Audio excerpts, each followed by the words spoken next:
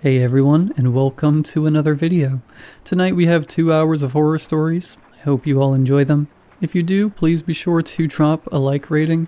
Let's see if we can reach 1,200 likes on this one. I think if everybody took just a quick second, we could get there.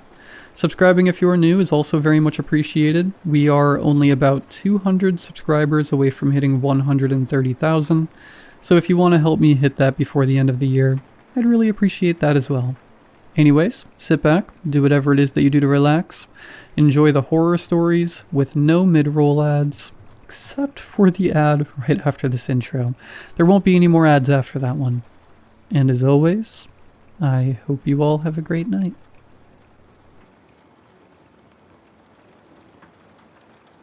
I worked at the post office 2 weeks ago. That's not a euphemism, and it's not meant to sound mysterious. I've been there since I was 21, sorting, scanning, moving things from one place to another so other people can forget about them. It's stable work, quiet work, the kind of job where nothing interesting is supposed to happen. Every year around mid-November, I get rotated into a seasonal role. Officially, I'm assigned to the no response division. Unofficially, I'm the person who sorts the letters addressed to Santa that will never receive an answer. Most people don't realize how many of those come in. Kids still write physical letters. Parents still encourage it. Schools still make it an activity. By the time those envelopes reach us, they're already dead ends. Addresses that don't exist, names that aren't real, return labels written in blocky pencil handwriting. The machinery flags them automatically. They get pulled before routing and dropped into our department. We don't respond to them. We don't forward them to charities. We don't read them in full. That last part is the rule. It's been a rule since the late 90s, according to my supervisor. Long before I started, long before she did. The explanation they gave during training is simple and rehearsed. Children sometimes write about personal matters in their letters, family issues, home situations. It's not our place to read private information that was not meant for us. So we skim. We confirm it's addressed to Santa, stamp it as no response, log it, and file it away. You're allowed to read the opening line, maybe two. You're not allowed to finish it, ever. People joke about it the first year. They think it's superstition or some old HR leftover nobody bothered to remove. Somebody always asks what happens if you do finish one. The supervisor never answers directly. She just says it results in immediate termination. I believe that was all it meant for a long time. I stopped finding the rule funny 3 Christmases ago. That was when I learned what happens after termination. It's a tight-knit secret among the people who get roped into it, and you're only told after everyone thinks they won't say anything to anyone. They don't escort you out with security. They don't make a scene. You're just told to gather your things and leave the building. Your credentials are deactivated sometime later that day. Your access to internal systems disappears. To everyone else, it looks like you quit or got fired for something mundane. What happens next isn't in any handbook. It starts the same way every time. Within a day or two, the person mentions they feel watched. Maybe they laugh it off at first and blame stress. Then they describe something taller than it should be, standing too far away to make sense. A shape, a silhouette that doesn't move when they move. By the 4th or 5th day, they stop laughing. They all describe it the same way. A black figure, at least 12 feet tall, proportioned wrong, hands stretched to its shins, standing upright like it's pretending to be human. It wears a Santa hat, a real one, red, white trim, cheap felt. The hat never changes. It never falls. It never reacts to weather. It doesn't chase them. It doesn't speak. Every day it's a little closer. It can stand across the streets. at the end of a grocery aisle, on a sidewalk in full daylight. Other people walk through it like it isn't there. Nobody notices it. Nobody reacts. That's how they know it's meant only for them. The stalking lasts 12 days. On the 13th, they die. The post office doesn't acknowledge the connection. Officially, those people suffer unrelated accidents or medical emergencies. Unofficially, nobody in no response breaks the rule anymore. Except I did, because some of the letters aren't normal. Every once in a while, rare but often enough that we dread it, you find a crumpled envelope sealed with red wax instead of glue. No postage, no return address, just a name written carefully in pencil, as if the writer didn't want to risk spelling it wrong. Those letters are the reason the rule exists. We're meant to set them aside in a locked drawer and alert supervision immediately. No logging, no scanning. They are taken at the end of the month. Every single one of them is addressed to Santa. I'd seen 11 in my entire career before last week. The 12th had my nephew's name on it. Same first name, same last name. Even the way the pencil curved on the first letter looked wrong in a familiar way. My brother has a 7-year-old son. He writes his name the same way on birthday cards. Too big at the front, trailing smaller letters like he gets tired halfway through. I didn't open it right away. I stood there for a long time, staring at the seal, telling myself coincidences happen and kids share names. I told myself that red wax meant nothing, that plenty of children have uncles who work at the post office. I used a sick day and left immediately and drove straight to my brother's house. He laughed when I told him the envelope, told me I was overthinking it, said his kid probably found his wax stamp he used for work, and wanted to be fancy. When I asked if his son had written a letter to Santa recently, his smile faded just a little. He said yes, but he didn't see anything alarming, just the usual stuff. Toys, candy, video games. He asked why I cared so much. I didn't have an answer that didn't sound insane. That night, I dreamed about the drawer at work. It was open, and the letter was gone. The next morning, I broke the rule. I told myself I'd only read enough to confirm it wasn't really his.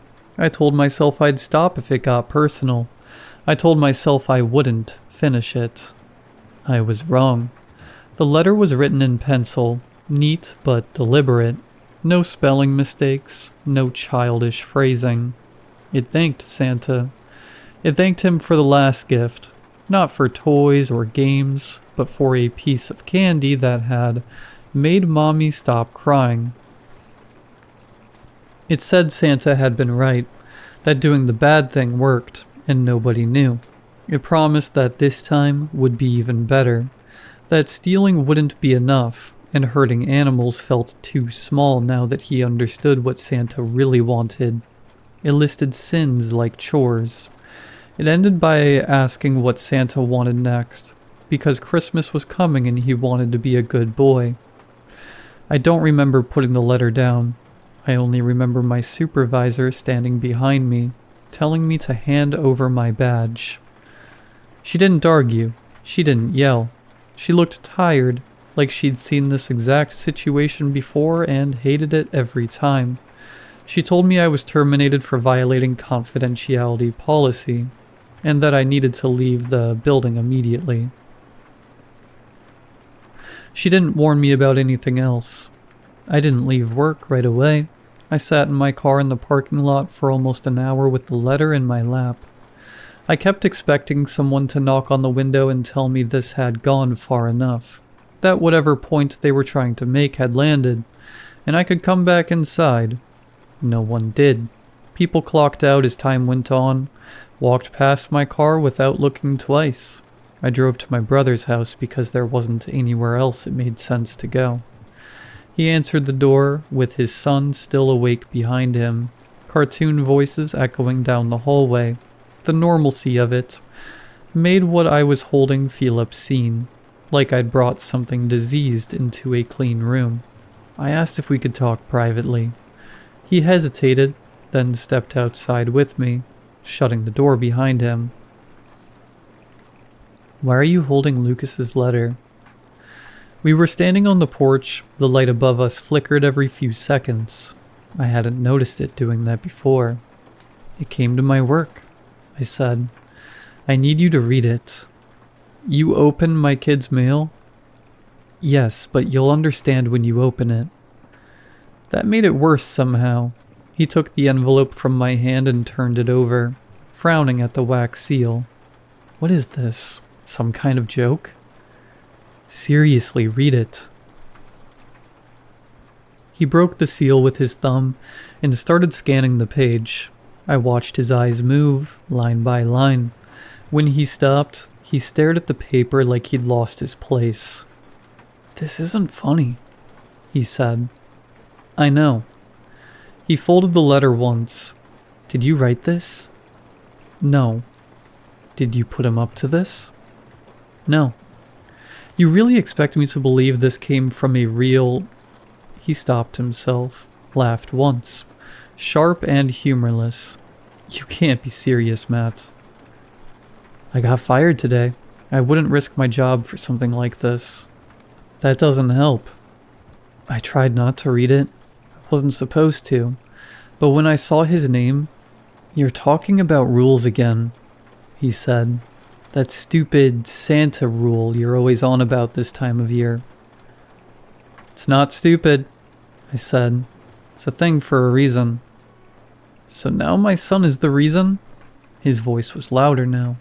Behind him, the TV laughed on cue. You think my son is hurting people? No, I said quickly. I think someone is asking him to.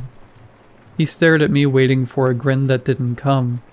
You're sick, man, he said finally after staring daggers at me. It's been happening to other people. Co-workers.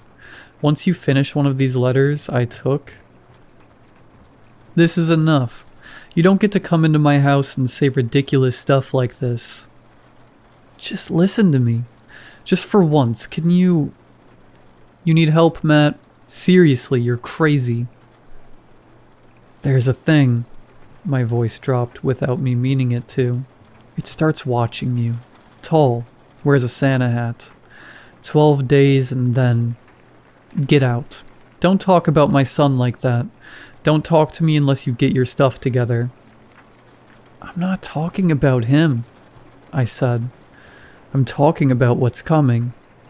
He opened the door behind him. Stay out of my house, and don't come back until you can admit you made this up. But Christmas... Don't, he said. Do not bring that BS into my home. I stepped back further onto the porch. He didn't hesitate before closing the door. The lock clicked. Behind the door, my nephew laughed at something on the TV. In the silence that followed, the flickering porch light finally went out. At the end of the street, something tall stood perfectly still, waiting.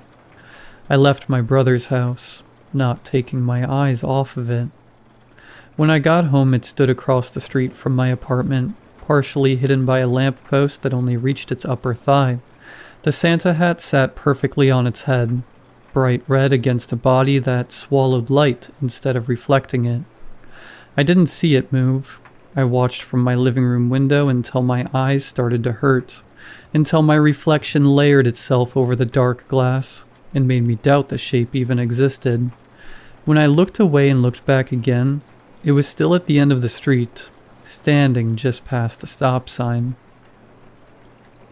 Cars drove past it without slowing. Headlights cut through its legs and came out the other side unchanged. A woman jogged directly through the space it occupied. Earbuds in, breath fogging in the cold air. She never noticed the height of the thing she'd passed. That night, I didn't close the curtains. I wanted to know if it would approach while I slept, if it only moved when I wasn't looking. It didn't move. The Santa hat was the brightest thing on the street. On the second day, it was closer. It stood across from my building beneath a street lamp. The light didn't reveal anything, only traced its outline like something pasted onto the world. I left early, before sunrise, telling myself that if I passed it quickly enough, I could prove it couldn't interact with me. As I walked by, I felt pressure behind my eyes, like I was remembering something I'd forgotten. It lasted less than a second. When I turned, it was still behind me. That night, I dreamed of red wax softening in my hands. On the third day, it was in the parking lot. It stood between my car and the exit. I walked around it without stopping. I remember feeling angry more than afraid. Angry that it was allowed to exist like this, violating the basic rules of proximity and consequence. A man leaned against my car to tie his shoe. His shoulder passed through its leg without comment. For a moment, by habit, I drove toward the post office before remembering I no longer worked there. On the fourth day, it began appearing indoors. I saw it at the end of the frozen food aisle, its head nearly brushing the hanging signs. People pushed carts through it. A child ran past me laughing when the cold air hit their face. I left my groceries and walked out. That night, Christmas music started to feel like a warning. On the fifth day, it followed me to my brother's street. It stood on the sidewalk in front of his porch, feet almost touching the step. I watched my brother walk through that space later, holding his son's hand. Not slowing, not noticing. The porch light turned on. The door closed. The thing didn't leave. On the sixth day, I stopped trying to explain. I called the non-emergency line, a therapist, anyone who might give this a shape that wasn't fatal. I talked about stress, unemployment, anxiety. Everyone heard exactly what they needed to hear. That night, it stood at the edge of my building's lot, closer than before. I closed the curtains for the first time and still woke up convinced something brushed the walls. On the seventh day, it was in the elevator to my apartment. The doors opened and it was already there, folded just enough to fit. A woman stepped in beside me and leaned against its leg without realizing it, frowning slightly at the unexpected cold. I got off 2 floors early. The rest of the ride creaked like it was carrying more weight than it should. On the 8th day, it appeared in reflections first, in the dark screen of my phone, in the microwave door, always behind me. When I turned, it was in the room where it needed to be to remain just out of reach. I never heard it breathe. On the 9th day, it stopped giving me space. I turned corners and almost walked into it. I started holding my hands out in front of me, afraid of colliding with it like misplaced furniture. That night, it stood at the front of my bed and leaned forward just enough to make the Santa hat dip. I didn't sleep. On the 10th day, I tried to leave the city. I drove until the roads thinned and the lights fell away. I locked myself in a rest stop bathroom just to breathe. It waited by the sinks. I turned around and went home. On the 11th day, it no longer followed me.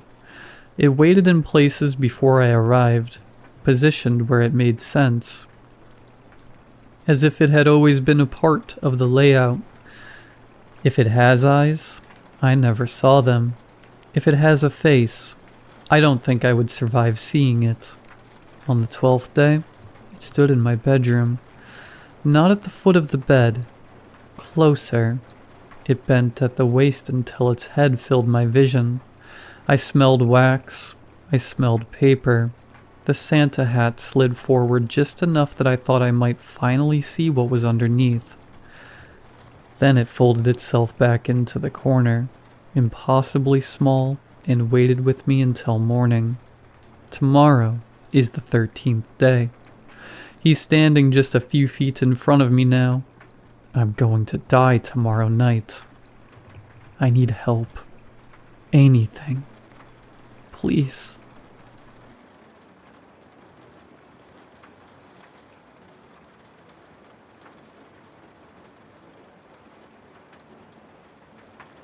Most of the time when you hear about weird kids eating weird things, it's stuff like paste, not silica gel packets.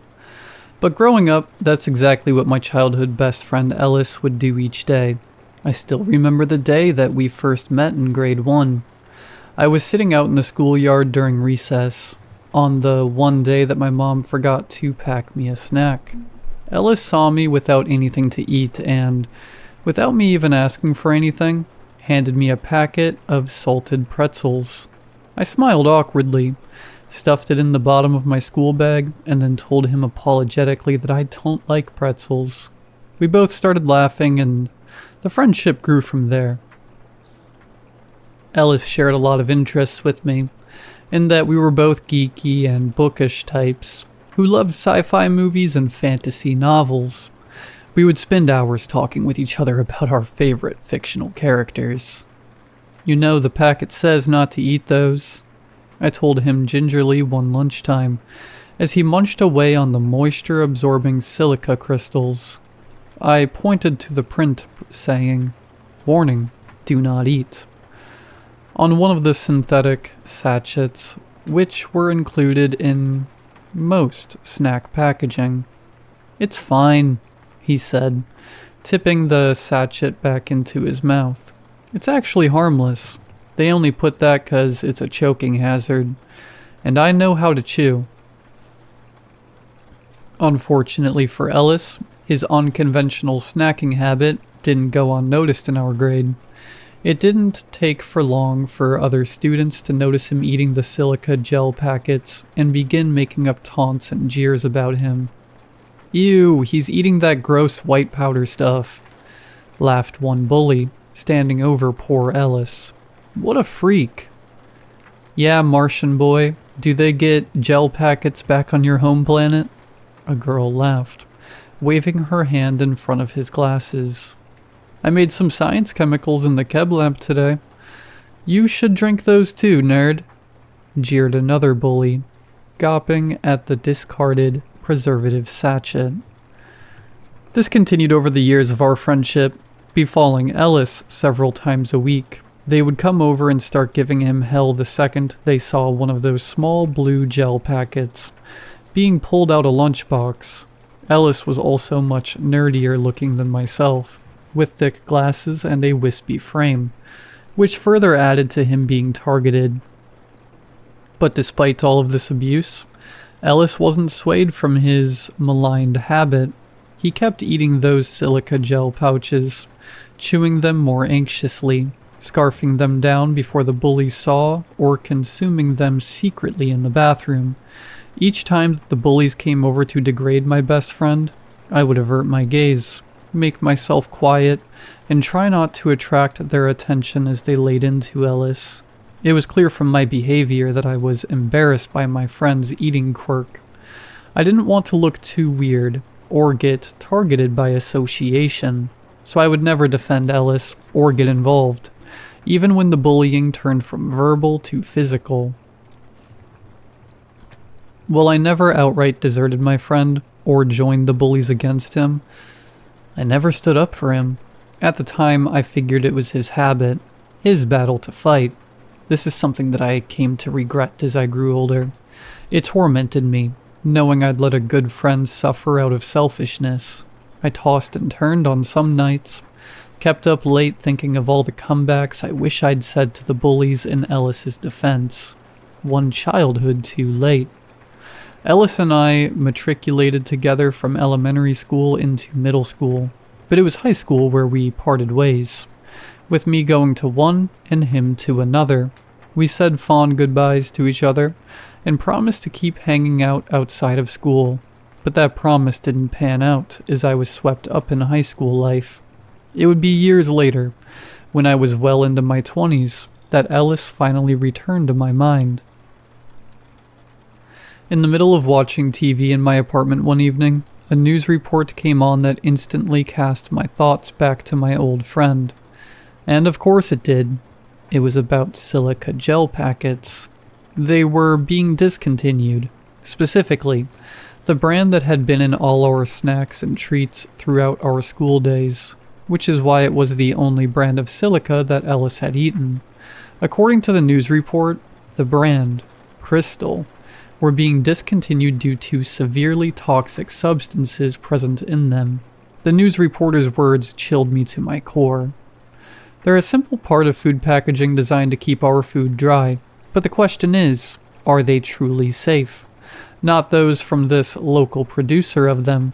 It is being alleged that Crystal silica gel packets were created with scientific waste products, which were not thoroughly understood by researchers at the time. Fortunately, foods stored with the packets were protected from this substance by the plastic packaging. It is also not harmful in trace quantities. However, we urge anyone who has accidentally consumed this silica gel and is experiencing health issues to contact 9 News. Switching off the TV, my blood ran cold for Ellis. That surely didn't bode well for his health. That poor kid had eaten several of those sachets every day for his entire childhood. If they were worried about someone eating an odd packet here and there, what would all that do to him? After all, those sachets were allegedly made from discarded waste products, a byproduct of scientific studying crystallization. Apparently those crystals had vastly more absorbency than normal silica crystals, which is why the company used them to cut corners. But there had to be a trade-off somewhere. A terribly sad thought dawned on me as I wondered if my old friend was even still alive. He could have died from this poisoning during the 15 years since I'd seen him, and I'd have no idea. Pulling out my phone, I gave him a quick search on Facebook, and there was his profile. Well populated with few friends, his page looked like it had at least some activity until earlier this year. The most ominous thing, though, is that there were no profile pictures of him on the page. Instead, he just used various fictional characters' pictures. His current profile picture, a picture of the Wampa ice monster from Star Wars, and he'd updated that just a few weeks ago. Well, at least his love for geeky movies hasn't changed. I went to bed that night reassuring myself that my old friend was probably fine, and that if he was dead, he wouldn't be updating anything on Facebook. I still couldn't bring myself to reach out to him, but was content knowing he was likely fine. Still, those same nightmares of regret over failing to stick up for him returned to me that night. I saw those same bullies, and was silent as they ripped into him over his habit, one which I know may have cost him his health. However, my torment wouldn't stay confined to nightmares for long. The following Monday, I was leaving my office and getting in my car. Just when I was about to shut my door, I caught a glimpse of something over by a pillar in the car park. Something shiny and jagged, like crystals, like an entire body of crystals. I spun my head around to get a closer look, but it had already ducked back behind the pillar. Right then probably would have been the best time for me to investigate what I saw, but instead I dismissed the strange sight as a passerby's reflection in a chrome car, and pulled out of the parking lot.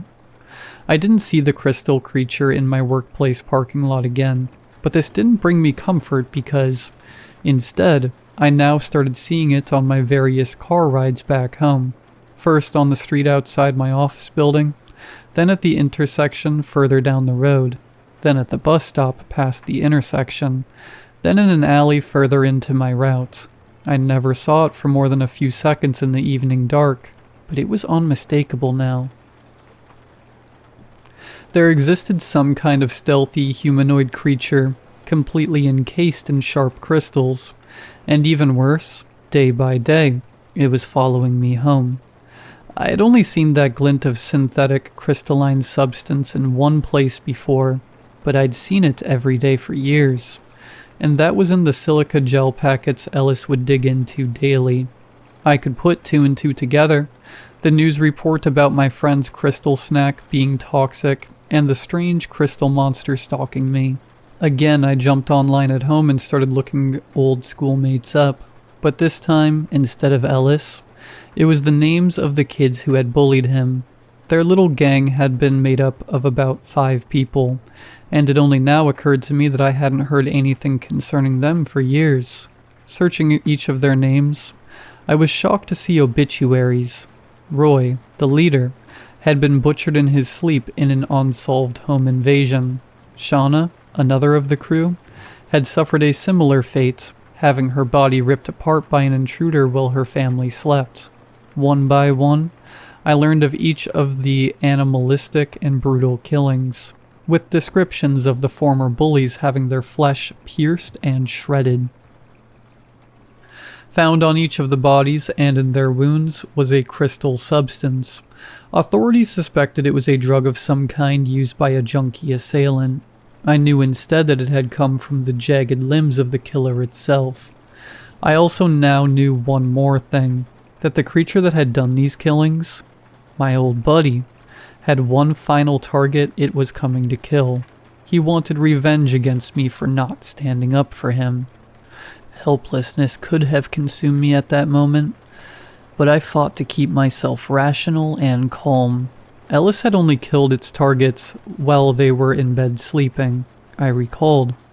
It had likely needed to catch them unaware, because it was too physically fragile to kill them otherwise.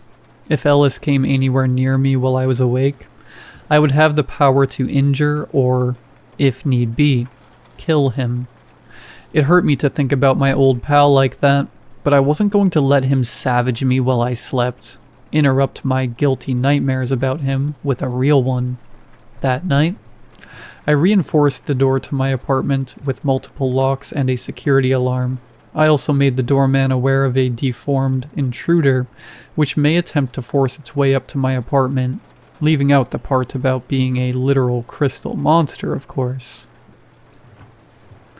Finally, I left a baseball bat near my bedside table. One hit from that would turn my vengeful, monster-fied friend into a pile of glass. I don't know how I managed to doze off that night, knowing what lay outside coming to kill me, but I somehow did, revisiting my standard, regretful dreams. This time I was one of the bullies, joining in on insulting Ellis. In his eyes, I might as well have been. Suddenly I was startled awake by the sound of a cupboard door slamming. It was my closet door. I looked up, eyes groggy in the lamplight, and finally saw him up close. Ellis. The creature was horrific, composed of flesh warped into numerous white crystal shards, jutting from his body at all angles, as if he'd been frozen in ice stalactites. But these would never melt off. Underneath the translucent white, I saw nothing of his long, encased original body. As it approached my bed, I tried to put my plan into action, but my bat was only knocked to the ground by my shaking hand. Rolling underneath the bed, transfixed and defenseless, I waited for Ellis to give me what I perhaps deserved. "I'm sorry, buddy," I said resolutely. "I'm sorry for what happened to you, and sorry for not protecting you when you needed it." The crystal creature barely registered my words, instead reaching underneath the bed. Was he going to bludgeon me with my own bat? To my confusion, the shifting mass of crystal stood up, not with my bat, but with my old school bag from elementary. I'd held on to that for years out of sentimentality. Realization began to dawn on me as its jagged hand rummaged in the bag before pulling out a very old packet of pretzels. Those sharp hands tore the packet apart with ease, scattering pretzels on the ground, and plucked it out. The last, Cristal's silica gel packet in existence.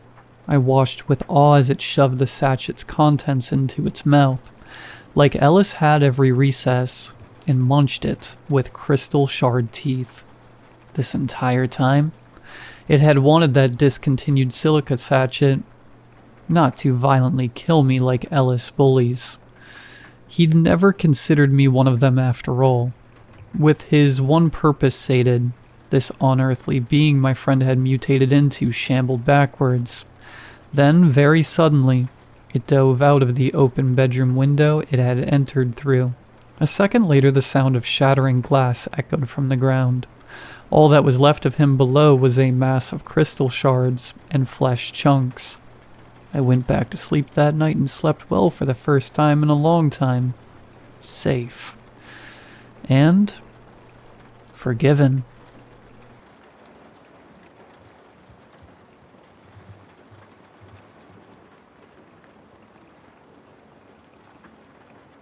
I've been tracking elk in this part of the country for 20 years. I know the difference between a staggered gait caused by a lung shot and the frantic sprint of a gut-shot beast. I know how blood oxidizes on frozen moss. I know that when you put a 180-grain bullet through the boiler room of a bull elk, it dies. It might run 100 yards, adrenaline pumping the last of its oxygen, but it dies. That's the contract. You pull the trigger, physics take over, and the animal becomes meat. But the thing Hayes and I were trailing up that ridge broke the contract. We were 3 days deep into the timber, miles past the old fire breaks, where the weekend warriors stop to drink beer and pretend they're outdoorsmen. It was just Hayes and me, the gray sky, and the silence that hangs heavy in the deep woods. The kind of silence that feels less like absence of noise, and more like a held breath. We spotted the bull at dawn. It was magnificent, a heavy 6x6 rack, dark mane, breath steaming in the frigid air. It was standing in a clearing of deadfall, chewing lazily on lichen. Hayes took the shot. He's a surgeon with a rifle. I watched through the scope as the impact rippled through the elk's shoulder. The animal bucked, legs kicking high, and scrambled into the dense hemlock. "Solid hit," Hayes whispered, cycling the bolt. Pink mist. Lungs. We waited the requisite 30 minutes to let it bed down and bleed out. When we walked to the impact site, the snow was painted with bright, frothy blood. Arterial spray. Textbook kill. We found the first anomaly 100 yards in. The blood trail didn't thin out. It remained a thick, crimson ribbon, far more fluid than a single animal could possess. But it was the tracks that stopped me. "Miller?" Hayes said, his voice tight. He was kneeling by a patch of mud near a creek crossing. "Look at the spread." I crouched beside him. The elk's hoof prints were there, deep in the mud, but the stride length was impossible. Between the last step and this one, the animal had cleared nearly 15 feet without jumping. There were no impact marks, no skid of dew claws digging in for traction. It was as if the animal had simply extended its legs to unnatural lengths to step over the gap. "Adrenaline," I said.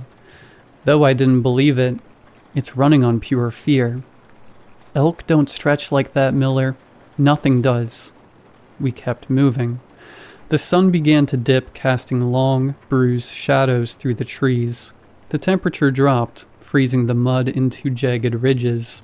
The second anomaly appeared 2 miles later. Usually a wounded animal heads downhill, towards water and thick cover. It takes the path of least resistance. This thing was climbing. It was heading straight up a scree field, a 40-degree incline of loose shale that would break a horse's leg. And the blood had changed. It was no longer bright and frothy. It was dark, almost black, and it smelled wrong. Not like copper and iron.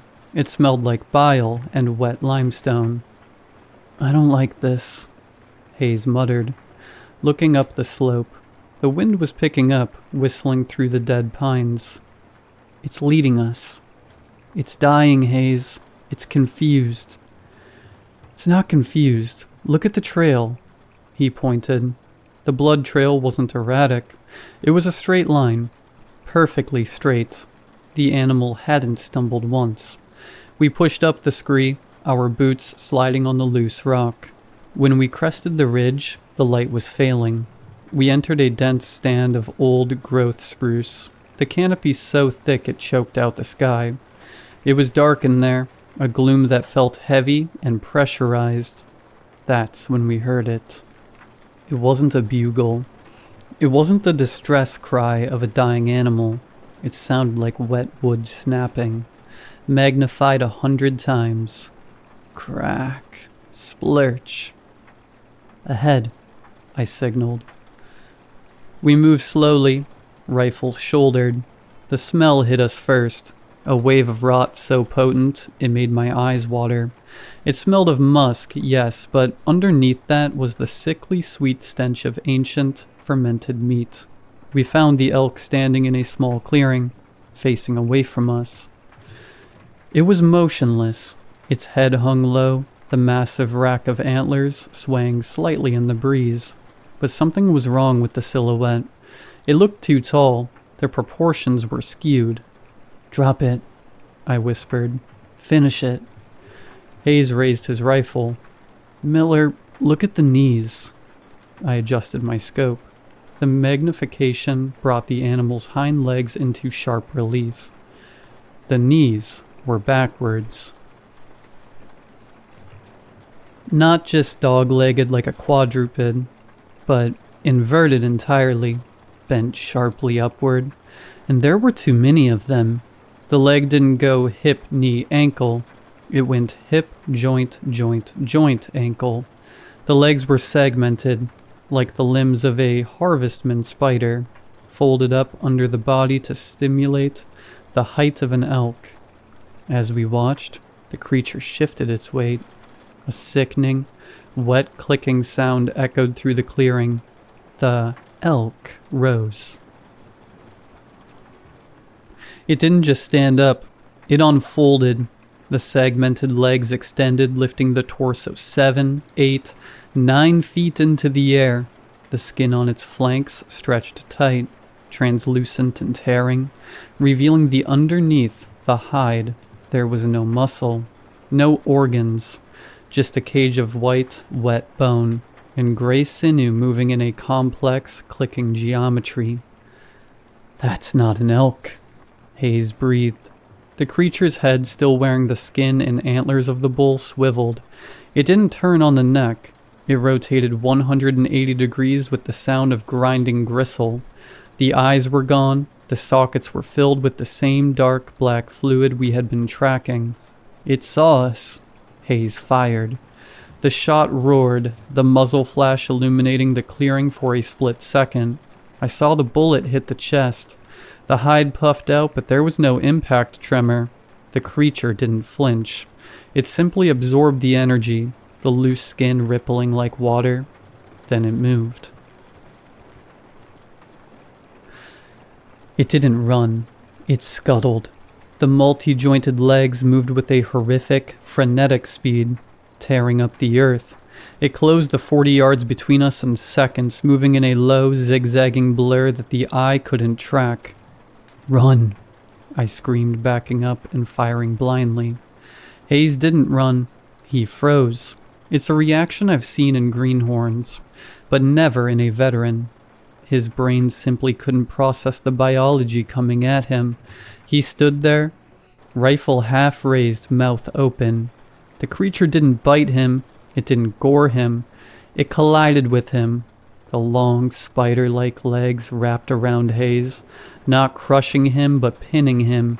The creature's torso collapsed onto him, the elk skin draping over him like a wet blanket. I heard Hayes scream, a sound that quickly turned into a wet gurgle. I turned and ran. I ran with the reckless abandon of prey, tearing through brambles that sliced my face, stumbling over roots, sliding down the scree field we had climbed an hour ago. Behind me, the forest was filled with sounds that will never leave me. It wasn't the sound of eating, it was the sound of rearrangement. The wet snapping of bone, the popping of cartilage being forced into new angles, and underneath it all, a low chittering sound, like 1,000 insects vibrating in a hollow log. I made it to the tree line of the valley floor and collapsed, my lungs burning, my ankle twisted. I lay there in the dark, rifle pointed back at the ridge, shivering so hard the barrel rattled against my teeth. I waited for it to come for me. I waited for the clicking joints, the smell of rot. But it didn't come. Instead, silence reclaimed the woods. A heavy, absolute silence. Then, from high up on the ridge, I heard a bugle. It started as a normal elk call, a high-pitched whistle rising to a scream, but halfway through the timbre changed. The pitch dropped, gargling and warping. It shifted into a human voice, distorted and stretched, screaming a single, elongated syllable that echoed off the canyon walls. Miller. It was Hayes' voice, but it sounded like he was being pushed through a throat made of PVC pipe and gravel. Then, silence again. I didn't sleep. I didn't move until the sun came up. I hiked out, 18 miles without stopping, without looking back. I left my gear, my pack, everything but the rifle. I reported it as a bear attack. I told the sheriff we got separated and I heard a commotion. They did a search. They found Hayes' rifle. They found his boots, laced tight, still standing upright in the mud. But they didn't find Hayes, or rather, they didn't find a body. They found tracks. The search and rescue lead, a guy I've known for years, pulled me aside at the trailhead a week later. He looked pale, shaken. He told me they found elk tracks leading away from the site where they found the boots. But they were wrong, Miller, he whispered, looking over his shoulder. The tracks, the stride was huge, 20 feet between steps, and the weight, the depth of the prints suggested the animal weighed 2,000 pounds. He paused, swallowing hard. And Miller? The tracks, only 2 of them were hooves. The other 2? The rear ones. He didn't have to say it. I knew. They looked like hands, he whispered. Big, splayed hands pressing into the mud. I stopped hunting. I sold my guns. I moved to the city where the only sounds are sirens and the traffic. But sometimes, when the wind blows right, coming off the mountains in the west, I can hear it. I can hear the clicking. And I know that somewhere up on that ridge, there is a stag with too many joints, walking through the timber on legs that shouldn't exist. And woven into that cage of bone and rot, there is a part of it that remembers my name.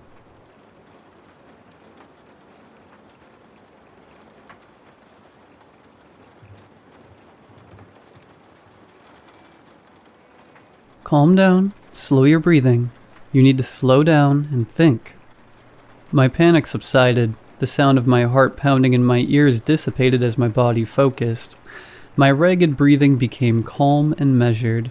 The gentle lull of the water's currents flowed past as the muffled silence of the sea closed in around me. My air tank read just under 10% left. Damn, I'd been sucking air like I was running a marathon. My left hand gripped the anchor line, leading back to the inflatable dinghy waiting on the surface. Down below, the prow of the ancient shipwreck stared up at me, partially obscured in the shadows of the bottom of the sea. 50 feet to the surface. 50 feet to escape. I checked my watch. 40 more seconds until the decompression break is over.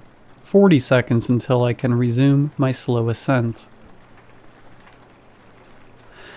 I tried to ignore the shadow bobbing on the surface next to the dinghy, a humanoid shape resting at the surface of the ocean. Mark isn't moving anymore. He stopped a few minutes ago. I catch a sob in my throat, and my eyes sting in my goggles as tears threaten to break free. Stavros' directions repeated in my head. I can almost see him standing in front of Mark and I in the resort villa. Sounds of splashing and laughter drifted in from the pool as we were briefed on today's dive. Now listen up, the bends are no joke. Under no circumstances do you ascend at any rate faster than 30 feet per minute. On this dive you especially need to be careful. With how long we'll be down there, we'll need to take decompression breaks.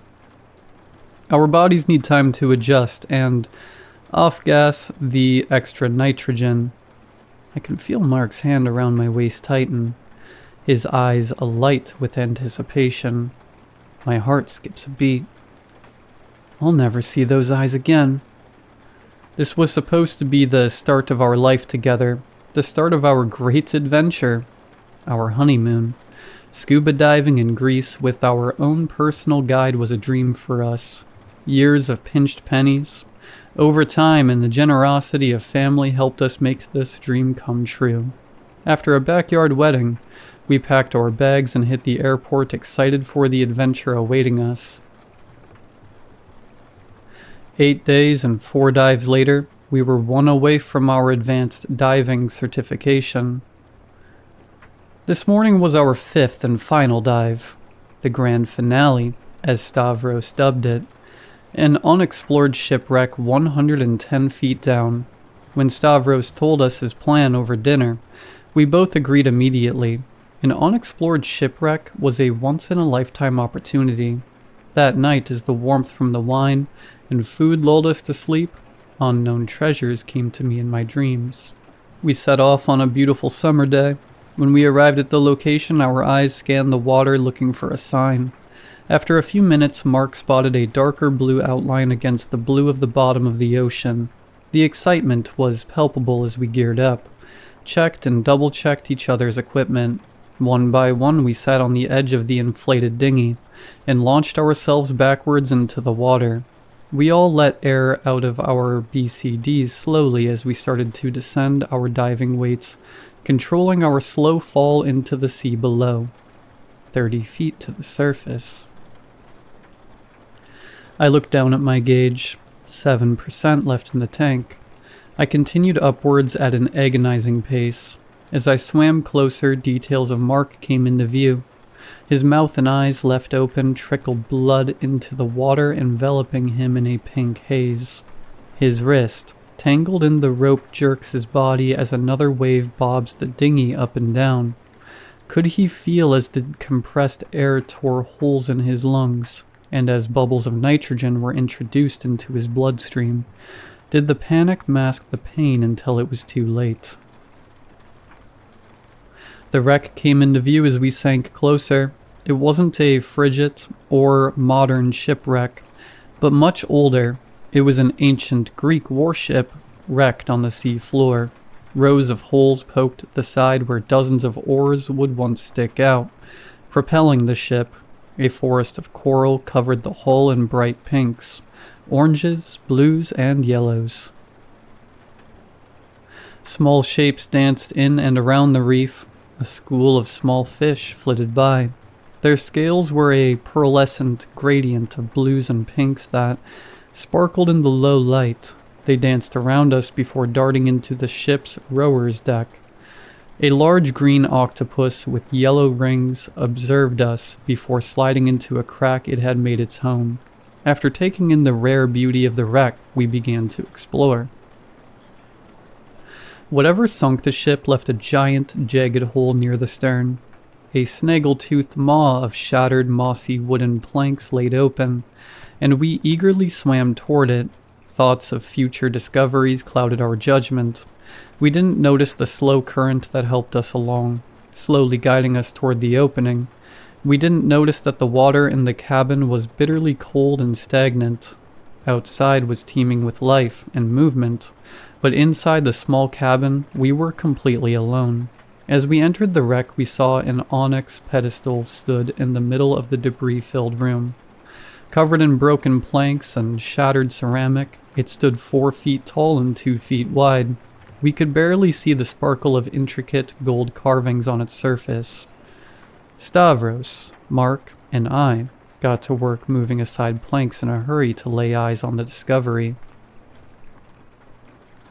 A low groan from below roused me from the memory and reverberated through the sea.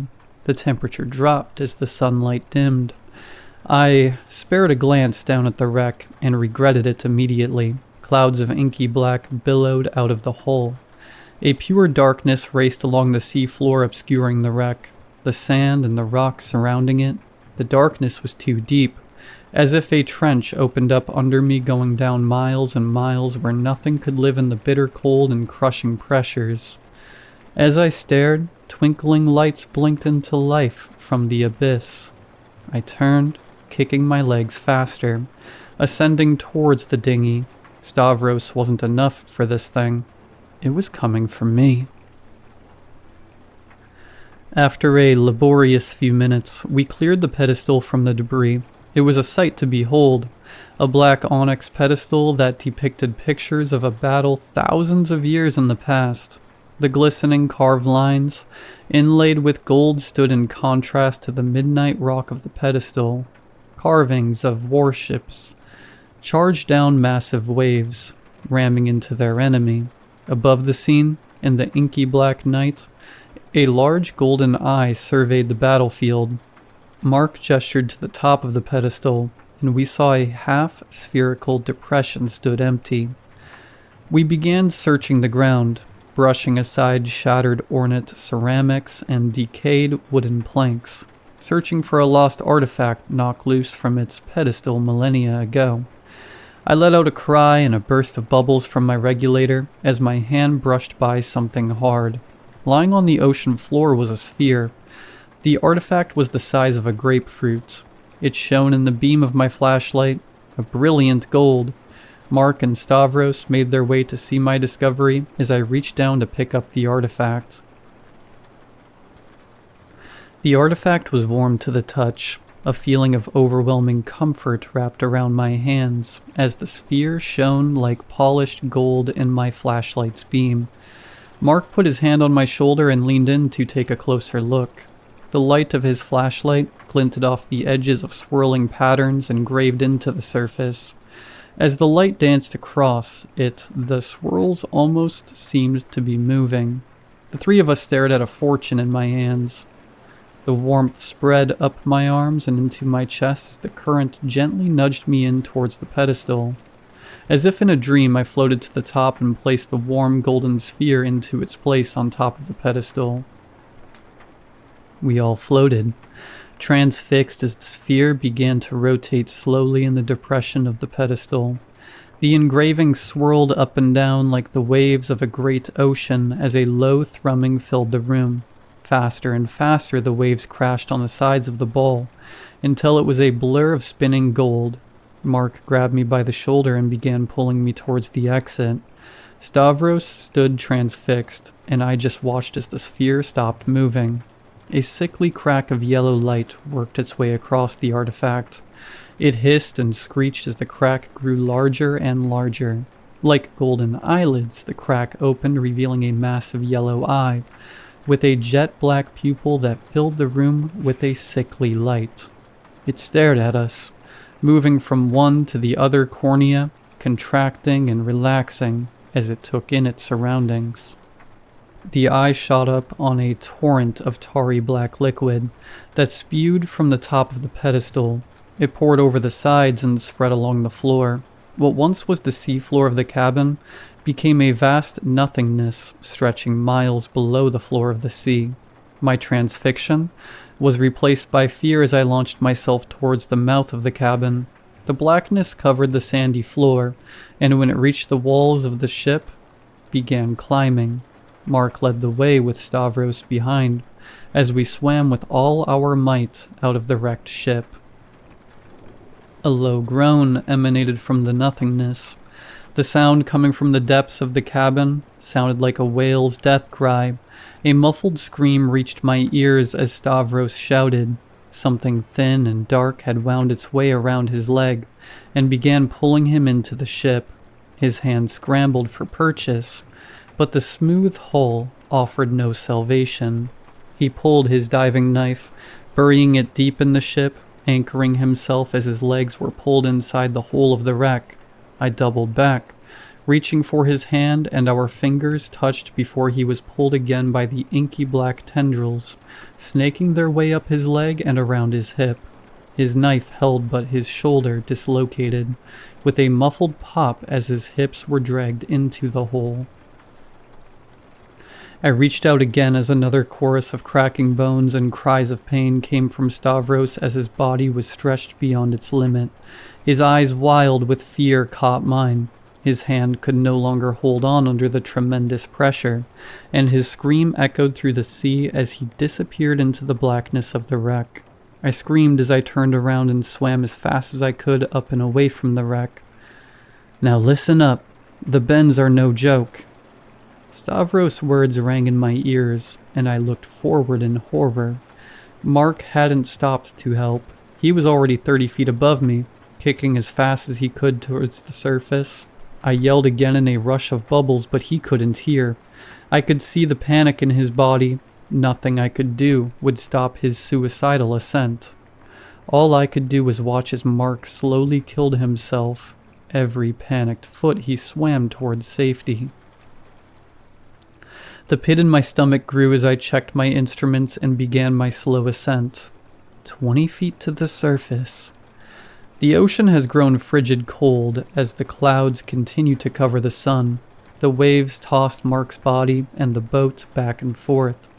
Below me the darkness had spread. It continued to reach up, getting ever closer toward me. I kicked my feet furiously, ascending as fast as possible. 10 feet to the surface. I could feel the gaze as the yellow eye stared into my back. I saw its sickly light reflecting off my instruments. I felt a swish below me as something grazed my flipper. I have no time to look back. 5 feet to the surface. Something tangled itself around my left flipper and pulled down hard. I kicked back, and the flipper was yanked free. Ice crystallized in my mask, and my joints screamed out in pain as my body reacted to my fast ascent. Mark's body and the dinghy were almost within reach. Then I was face to face with Mark. His eyes, gray and lifeless, stared deep into mine, the same eyes that teared up on our wedding day as I walked down the aisle. The eyes I was going to grow old with. "I'm sorry." I climbed, hand over hand, using Mark's scuba equipment as a handhold. The wind whipped sea spray into my face as my body tumbled into the inflatable dinghy. I was in the middle of a storm. The boat was rocked by waves as I stumbled to the outboard engine. Through sea spray and rocking waves, I pulled the starter cord. I thanked Stavros for taking care of his equipment as the engine sputtered to life. I pulled the throttle hard.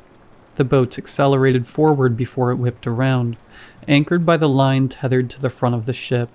I was thrown to the floor of the dinghy and scrambled my way to the bow where the anchor line was tied.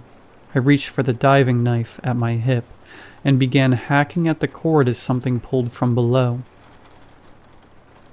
Black tendrils snaked their way up Mark's body, pulling him deeper. As he was dragged down, the front of the boat dipped below the waves taking on water. His hand, wound around the anchor cord, pulled us below the waves. I took a breath as the icy water engulfed the dinghy, as the front was submerged. Yellow golden light poured from the great eye as we came face to face. An abyss of starry night surrounded us as its tendrils pulled Mark and the dinghy. Stars and galaxies twinkled in the infinite ocean of space. The great eye studied me, an iris miles across growing and shrinking in a brilliant yellow cornea contracted. It was the finite and the infinite, floating in deep black space. With another hack, the cord snapped. Mark disappeared under the waves as the dinghy rocketed towards the surface. The sputtering of the motor motivated my screaming joints as I threw myself at the tiller. I caught it in my hand and twisted hand on the throttle. The dinghy shot forward, speeding up the nearest swell and cresting it with ease. I sped back towards the island. The wind whipped my hair. Tears stung my cheeks as I let out a muffled sob. The clouds above grew more and more sparse. The sun began to peek through, and the waves settled. I left the storm behind as I skipped across the water. I came to, in a hospital bed a week later. My mother held my hand as my eyes flitted open. For the next few days, I underwent tests and took questions from the police. I told as much as I could and they let me go. I feel empty, drifting through the days. Through work, friends, and life, I am a shadow of my former self. I lay in bed tossing and turning, anxious for sleep. When I finally drift off, the great eye calls to me from another place. It thanks me with warm, comforting dreams. I long for the peace it promises me, a future holding hands with Mark as we drift from star to star, exploring a new galaxy all to our own, a future without pain or worry. In my dreams I feel whole, deep below the waves in the embrace of its infinite gaze.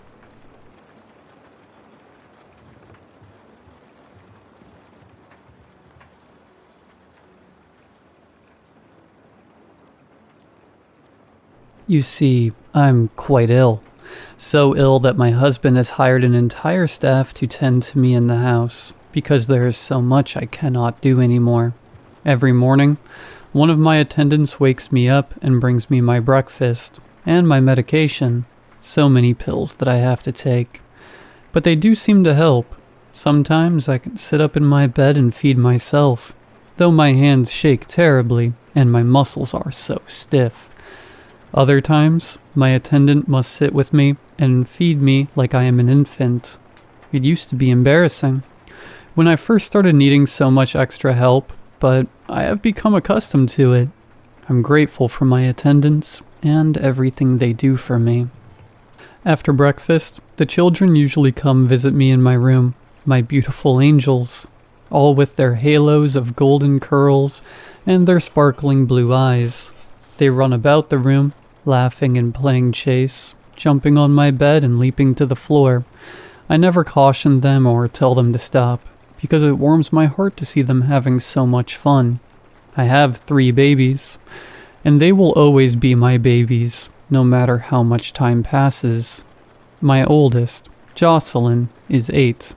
She is starting to look so much like me, I think, with her sharp, pointed nose and her delicate brows, always furrowed in thought. Her cheeks are starting to lose the chubbiness of childhood, and my heart aches to see her growing up so fast. Simon is my middle child and my only boy, and what a boy he is.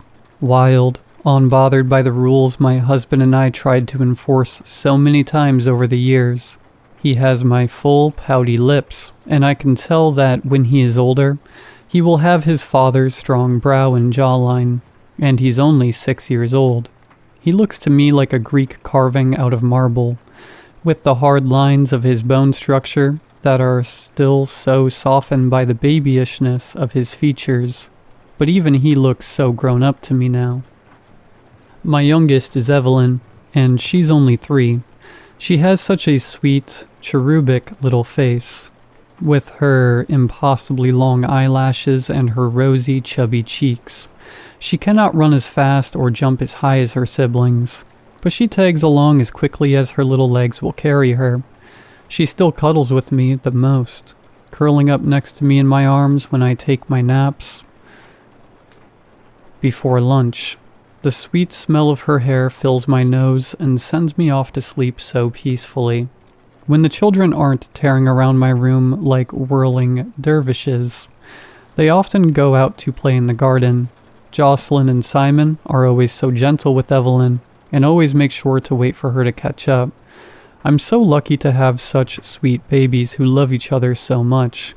I used to be able to join them in the garden before I got sick, and sometimes it makes me sad that I'm stuck inside, in my room.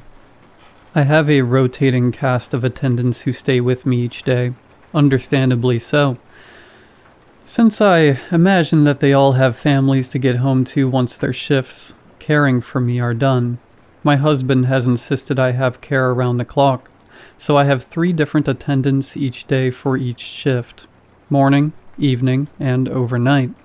My attendants help me shower every morning and help me get dressed each day. It means so much to be able to wear clean, fresh clothes every day, and not rot away in bed wearing the same gown for days on end. Tiffany, who is one of my favorites, will brush out my long hair and do it up in a lovely French braid for me. I only see her twice a week though, and the other attendants don't seem to want to bother with my hair. It can become quite tangled by the time Tiffany comes again, and she will spend so much time patiently and gently teasing the knots from my hair.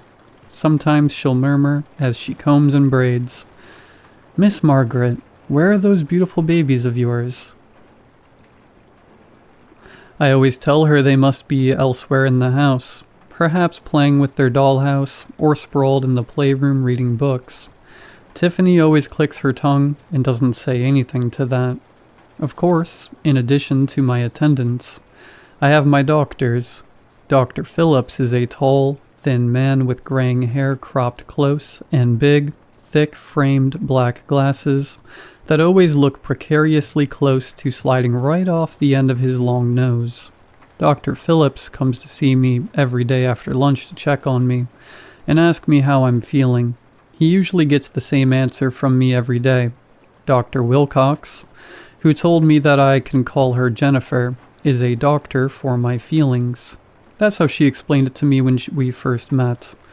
She said that being sick can bring up all kinds of negative feelings, and she wanted me to feel comfortable sharing with her if there was anything I was struggling with. She never makes much headway with me. I'm always too tired after talking to Dr. Phillips to answer any of her questions. Sometimes I do answer her questions, and she gives me a peculiar look and jots down in her notebook. I don't know what she does with that notebook after she leaves my room, but I think I'd like to read it someday. Everyone who cares for me wears a uniform. I guess it's mandatory for the agency that my husband hired them from. The only person who comes to see me who never wears a uniform is my friend Allison. Allison always brings her dog, Fig, who is a huge auburn-colored golden retriever. The first time I met Allison and Fig, I could tell Allison was a little apprehensive. She held Fig's leash tightly in her fist, though you wouldn't guess it from how the leash dangled with plenty of slack. But I noticed these things. Allison said something under her breath to one of my attendants as Fig approached me in the chair. The dog walked right up to me and placed her giant, blocky head right in my lap, looking up at me with her soft brown eyes. I lifted a hand and gently patted her head, and then scratched behind her ears, and she closed her eyes and let the full weight of her head settle against my leg. I saw Allison's grip on the leash relax, and I heard her quietly mutter, "Figgy is a great judge of character," to my attendant, who shrugged his shoulders and then looked away, almost irritated. After that first meeting, Allison has brought Fig to visit me each week. If I'm in bed, Fig will jump up and lie beside me, warming me with her silken auburn fur. Allison will always pull up a chair and sit next to me, and she always makes small talk about the weather or tells me a funny story about what Figgy has gotten up to since the last time we met. Allison even reaches out and holds my hand sometimes, and gives me a knowing look.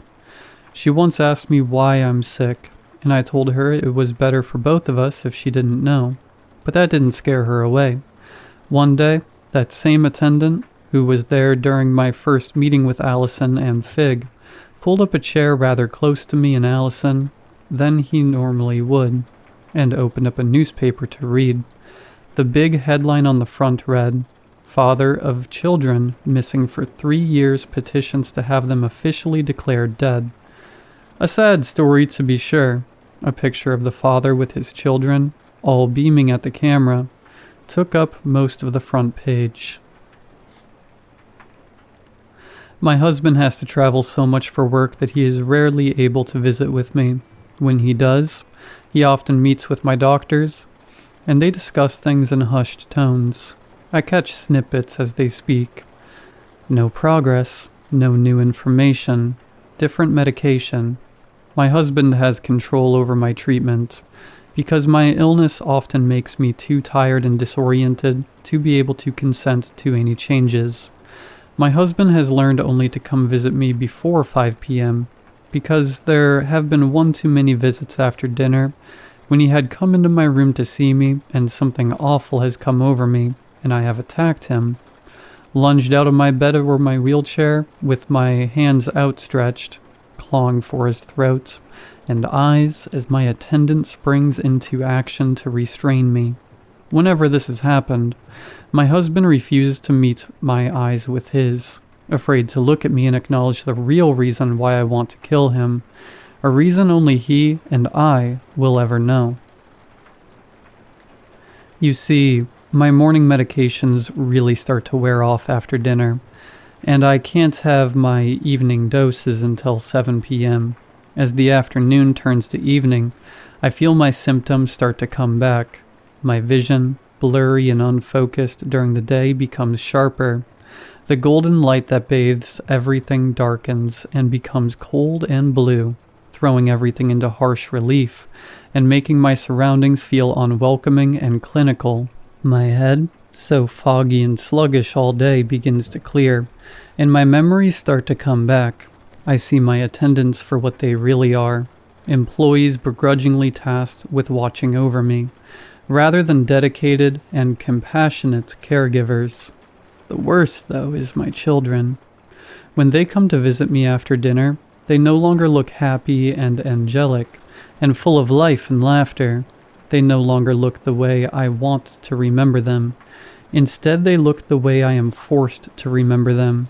Jocelyn's scalp is half ripped away from her skull, and her left eye is missing.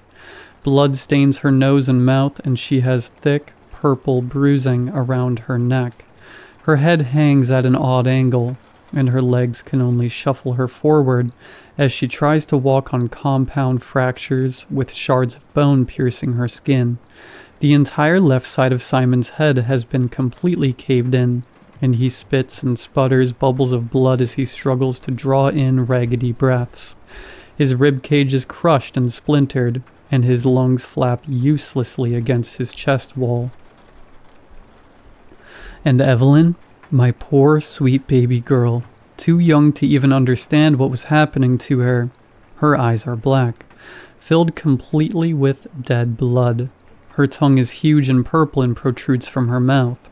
She, too, bears thick bruising around her neck, although this is barely noticeable due to the fact that she now carries her head in her tiny little hands, because it was ripped completely from her shoulders. They all come to me and stare at me, crying. "Why, Mama?"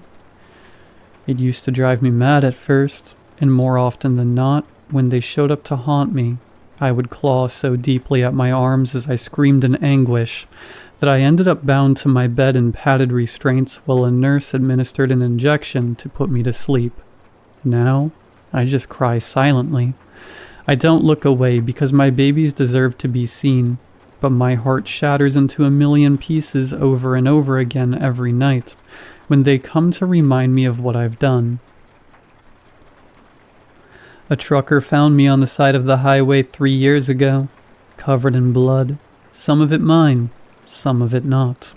At the emergency room, they tried to get me to tell them what happened to me, but I couldn't.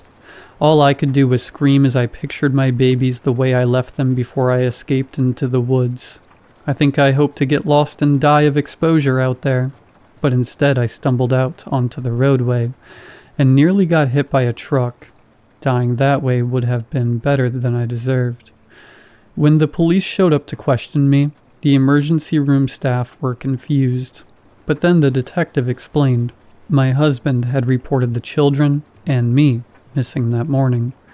After waking up to find the house empty, he told the police that I hadn't been well lately, hadn't been taking my medications, and he was worried that I may have harmed the children.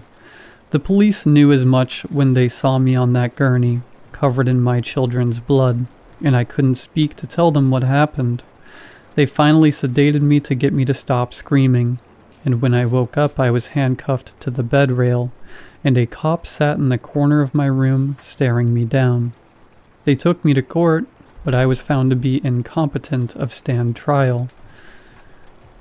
The state psychologist who examined me determined that I had entered a catatonic state and that, in my stupor, I was incapable of understanding the charges being brought against me, and that's how I ended up here at Willow Grove, the highest security forensic psychiatric hospital in the States, imprisoned amongst others deemed incompetent to stand trial, like me, or those who were found not criminally responsible, which is the technical term for not guilty by reason of insanity. And here I've stayed for the past 3 years. After a constant fog of antipsychotics and benzodiazepines, unable to tell anyone what really happened the night I was found. Unable to tell anyone the real reason I have attacked my husband so many times. The reason that only he and I will ever know. Because it wasn't me who hurt my precious babies that night. In the woods.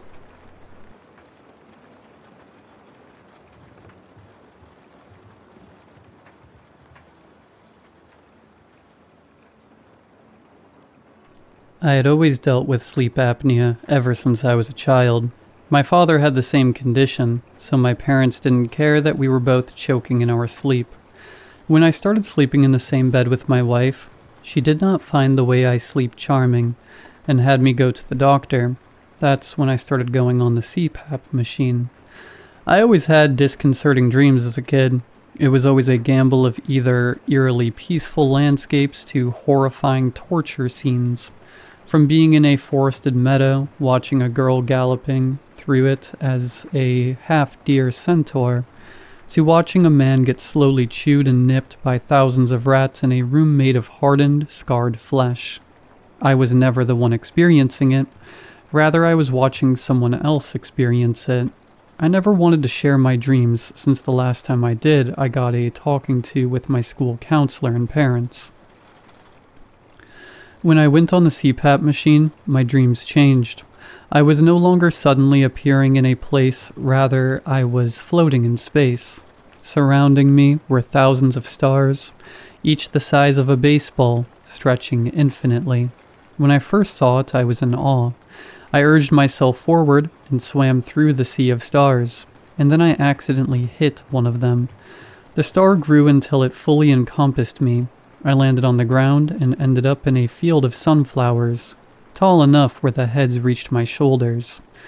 As I wandered around, I found a clearing with a woman laying down on a soft futon. She looked up from the shadow I casted and had a genuine look of confusion. "Who are you?" she yelled. This was the first time anyone had ever noticed my presence, so I was scared. I ran back and broke through the fields of sunflowers until I ended up back into the ocean of stars. Then the alarm woke me up. I started exploring the space every time I slept, exploring at least 2 stars a night.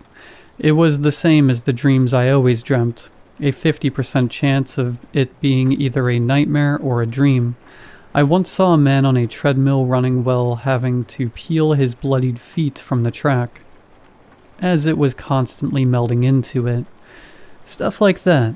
I always thought that I was ending up in the dreams and nightmares of others, that they would soon wake up like me. One night I ended up in a dream of a small girl, around 6.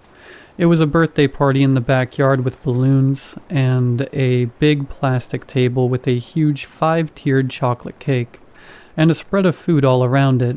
Spaghetti, barbecue sticks, fried chicken, kids' party stuff. The one thing that creeped me out was that everybody else at the party had no face. The children and the adults all had hair and clothes, but their face was completely blank. And they were only standing and staring at the girl. The girl had light brown hair and a heavy splash of freckles. She was stuffing her face with cake and chicken. She had bright green eyes.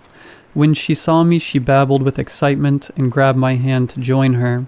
I didn't want to stay, but she got a handful of cake, as big as she could, and stuffed it in my hand. I stayed and ate with her. They didn't taste like anything, so she enjoyed it more than me. Then I woke up. At work, I saw the picture of the girl on the screen. She had been dead for 6 months. Her body was found in the basement with 2 others. I stared at her green eyes in the blurry photograph, a picture taken on her birthday. with chocolate cake splattered across her freckled face. From then on, I tried talking to those I visited, those in peaceful places at least, and I confirmed my theory: they were dead. Some for longer than others. One old man in a mushroom cottage didn't have a last name, calling himself Robin's son. For a while I accepted this. I stopped trying to find their obituaries.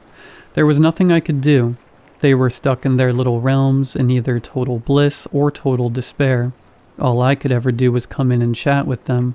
All the people in their calm realms were very friendly and kind. They shared coffee, teas, meals, all things that I couldn't taste but enjoyed nonetheless. I asked about when they were alive. They wouldn't remember. They knew their name, and that was about it. I guess I understood why. It's easier to be happier when you don't know what you're missing. On one of my travels, I ended up in a flat, foggy place. The floor was purely concrete and the sky was pitch black. Walking through it, I found a boy, sleeping on a bed. He had long hair, spread across the pillow, but I couldn't see his face. When I called him, he wouldn't wake up, so I left. At work, I saw what might be him. He was missing. A 16-year-old boy with long hair. I knew I had to help, at least try to find where he was last. I searched the stars. I never tried to visit a place twice, but I had to this time. It took 2 nights, searching through every star as quickly as possible, until I found him again, in the dark, foggy realms. I ran up to him and shook him awake. I shouted at him, "Do you remember where you were before you came here?" He was groggy. He didn't want to wake up, but I kept on shaking him until he sat up on the bed. I asked his name and where he lived. It was the same as the news coverage, but when I asked where he was before he came there, he drew a blank. I stayed with him for as long as possible, trying to retrace his steps. He remembered he was going to be a senior. He was bullied, and that he wanted to disappear. He wandered around town, and that was when his memory stopped. I feared for the worst, so I asked him where he usually liked to hang out. He said at the bridge at the edge of town, above a river. When I woke up, I went to the phone and called, saying he might be at the river. I hung up before they could ask who I was and waited for the news. That night they found him. His body moved downstream and was found in another town. I tried helping more, but the most I got was where they were last. It didn't help with kidnapping cases. At some point, I didn't want to go to sleep. I didn't want to float around knowing that I was only helping to find their bodies, and that I couldn't help them any further than that. At one point, I accidentally fell asleep without the CPAP machine, and I ended up in that little girl's heaven again. She was running around with the faceless kids, playing a game of tag. Soon she found me and asked me to join her. We played around for a while, eating barbecue and fried chicken, till I woke up again.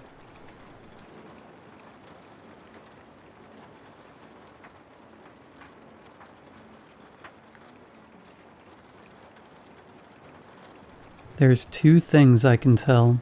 The first is that it's there. The second is that it's doing its best to make sure I don't know that it's there. It's quiet, is what I mean. So quiet that I keep second-guessing myself in the night. In the day, too, even as I'm writing this. But I'm positive something is there. It's small things, just frequent, consistent. Something scratching against the hardwood floor, the sheets at the far corner, the ones hanging off the edge of my bed, sliding as something goes past them underneath. I leave clothes on my desk chair a lot. I hear those too. See, it sounds like when I used to have a pet cat, the way something small and nocturnal does moving around your space in the middle of the night.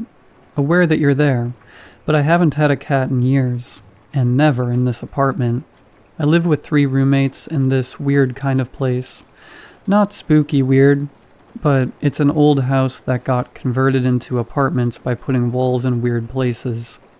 So I have this closet that's underneath the next door's apartment staircase. The ceiling of my closet is diagonal, and it stretches really far back once you go inside. We filled it up with boxes and extra things that didn't have a place yet when we moved in, and haven't gotten around to unpacking, so it's kind of a maze right there in my bedroom. I'm pretty sure that's where it goes during the day. I haven't checked too deep since I'm honestly worried about finding it. You're asking why I don't sleep on the couch or move altogether. Last night was the first night I felt sure it was there. Like I said, it's so on the line of being nothing that I kept dismissing it. It's just the house settling, winter heating causing expansion or something. You know when you throw a sweater on the back of a chair and it takes an hour to fall to the ground and make a noise, even though nothing's touching it? I kept dismissing it as that kind of thing. There's always a plausible explanation. Maybe that's how it gets by. The suspicion's been growing for a while. Last night made me sure. I've been having more trouble falling asleep. Usually fall asleep to a video playing, white noise, or something. Last night my phone died. My charger was across the room. I didn't feel like getting up since it was 1 a.m. or something, so I just lay there in the dark, eyes closed, trying to make myself fall asleep. I can't get to sleep, but I guess enough time went by that it seemed like I was sleeping. I start to hear it again, just barely. You know when you have to focus to hear something, otherwise you'll miss it? Tapping on the floor from my open closet door, softer padding when it gets to carpet. It brushed up against the blanket hanging off my bed. I could feel it there. I heard it breathing and that was it. It's low to the ground, which is why I was thinking of a pet or something earlier. Who knows? Maybe it's a rat or a rodent or something. That's a plausible explanation. But this sounded like human breathing, kind of high and wheezing. I could hear that its mouth was open. My eyes opened. I couldn't help it. Maybe my body tensed. I heard the breathing stop, like it could tell. For whatever reason, my instinct was to close my eyes and pretend I was asleep. You know how sometimes you'd be up late as a kid? You'd hear your parents and you'd know to pretend to be asleep a second before they walked in? I felt like that, except cold all over. I could hear it walking again, so softly and carefully. I could feel it get closer and closer to my face. I could feel the presence of it, even with my eyes closed. The sense that something was there. The body heat of it or something. I knew if I opened my eyes, I'd be face to face with it. Part of me wanted to just so that I could know, but I couldn't do it. The worst part was that it just stayed there, that close to me, unmoving, but breathing quietly. It didn't do anything, didn't touch me, didn't go anywhere else, but just stayed there for hours. And I mean hours. I didn't sleep the whole night. At some point, I felt it leave, and minutes later, I felt sunlight hitting my closed eyes. It was dawn, 7 in the morning. That was this morning. It's almost night again. I don't know what I'm going to do. I can't sleep here tonight, but I don't want to leave it alone with the people I live with, and I know I'm going to sound crazy if I try to explain what I experienced.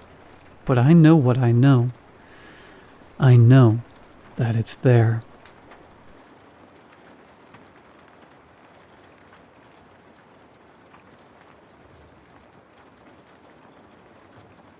For various reasons, I can't give my name. I've had to alter certain details, such as names, in this to save my butt. But the public needs to know. I am being locked up tomorrow, and I need to get this out now. There are monsters in the world. Beasts, creatures, aberrations, horrors, and more. I work in a facility that contains them, located deep in the Pacific Ocean. Almost every folkloric and mythological creature has a kernel of truth to its story, and that's where we come in. For example, the Draugr of Norse mythology. They're more than shape-shifting, dream-infiltrating zombies. The real beasts are what we call a level 6 threat, one of the kinds you don't survive by accident. We don't know how they appear, but they can walk through space-time like a frayed seam being pulled apart, and it allows them to fall ever so slightly out of sync with the material world. They are classified as the species Reanimatus vigilans, the watchful reanimated. But I digress. I'm here because something escaped the facility, and we can't find it. The creature, which my colleagues and I affectionately call the Surgeon, first appeared in 1888. It is the only creature to ever receive a level 8 threat classification. The Surgeon was discovered in the wake of the Jack the Ripper murders. The crime scenes turned heads in certain directions and caught the attention of my organization. We got involved and noticed certain substances in the victims. No one knew what it was, but the organization had the brains to collect a sample and keep it, a thick, red goo, with the texture of maple syrup and the smell of copper. Then, in 1902, a gruesome murder occurred in Russia. A poor girl, no more than 19 years old, was found mutilated in her home. When I took the job of studying the Surgeon, I read the files, and I still can't get those images out of my head. At that murder, that substance was found again. The organization caught wind and began investigating more thoroughly. We came to the conclusion that the substance was a paralytic. Anyone who is exposed will lose the ability to move, but retains all feeling. After the Russia incident, any murders with this substance were kept confidential. Only the immediate investigators and the organization were allowed to know. Panic, superstition, any public trace would have compromised everything. And with more knowledge of the Surgeon's MO, we got better at finding them. From 1902 to 1984, the Surgeon claimed the lives of 96 innocent women. We finally caught him by using certain tools that could get me thrown into the depths of hell for naming. What we found shocked us all. A middle-aged man in a Victorian-era doctor's uniform, blood-covered gloves dangling at his sides, stood over a woman. Sadly, we didn't catch him in time and we lost her. Her chest was a gaping cavity, and although her heart was beating when we got there, she showed no other signs of life. The capture attempt was a catastrophe. I've reviewed the footage and transcripts enough times to know every second by heart. One agent approached to place the restraints. The Surgeon spoke to him quietly. Not a command, not a threat, just a sentence. The agent halted, turned back toward the team, and after a moment of hesitation raised his rifle and pulled the trigger.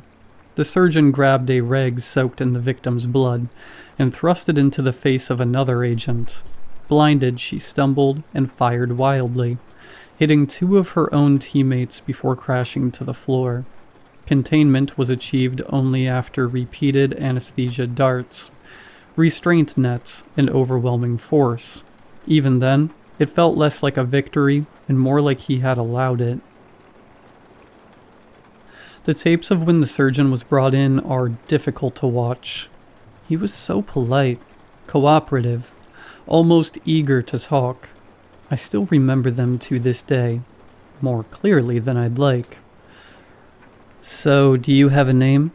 asked Dr. Otto, with a tremor in his voice that could match an earthquake, his hands shaking as he held the pen.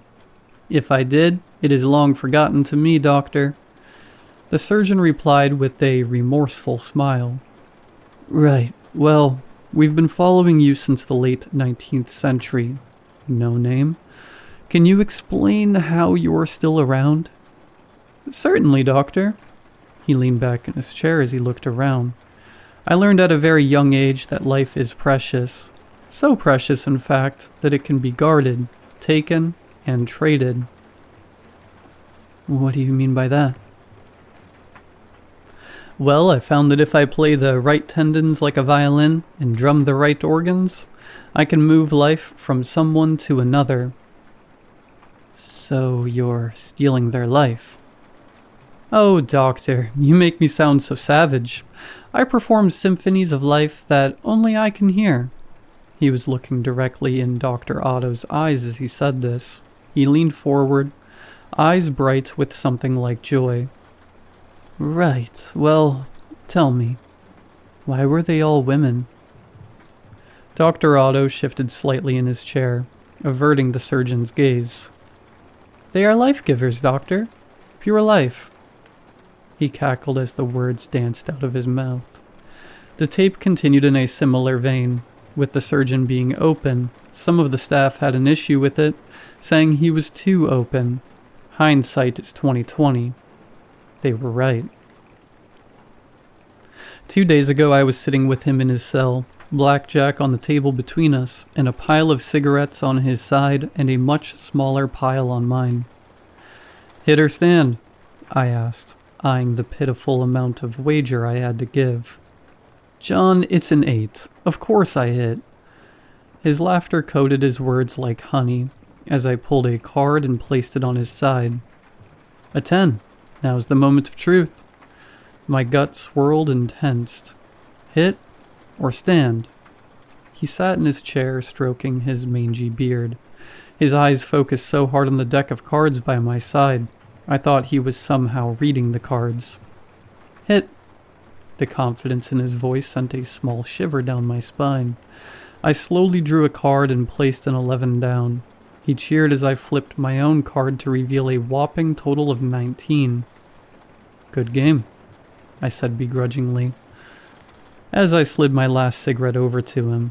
We switched from money long ago, ever since I had to pay for my little girl's medical bills. I just told him we used the cigarette because of immediate gratification. Indeed, my good sir.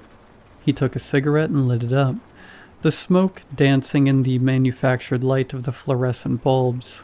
He took a long drag as I packed up the cards and then offered me a hit. You know, John, I have not left my cell in, 9 months, I think. Correct. You get 1 day a year. You know this. I waved the cigarette away as I finished putting the cards in their box. Yes, I know. Prisoner safety and such. But John, all the other prisoners are in bed by now, and my legs are aching so much. I give you my word that I merely wish to walk the grounds and stretch, free of the shackles. He looked me right in the eye as he pleaded. It appears to us that the surgeon has never lied. It's one of the more fascinating things about him. He has the ability to do so many things, but seemingly not deceive. He confessed to murders we never found, breaking our rules, even escape plans, all because he got asked. Surgeon, you know, I began. My medicine, John. He cut me off. I never said how I make it, or even what it is. If you let me have this walk, I shall reveal it to you. A soft smile sat on his face. Fine, I sighed as I unlocked his shackles. You won't tell anyone I did this. 1 trip around the block, but I'm accompanying you. Understand? John, he laughed. But yes, I understand. Don't worry. Hands in front of me the whole time, walking 6 feet ahead of you. We began the journey, slowly tracing the block in tandem. He swayed as he walked, roaming from area to area with seemingly no pattern at all. We spoke intermittently about various things.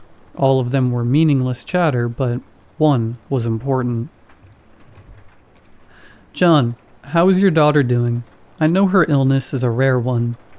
His voice casual, as if it were something we'd spoken about many times. How do you know about her? The words tore out of me.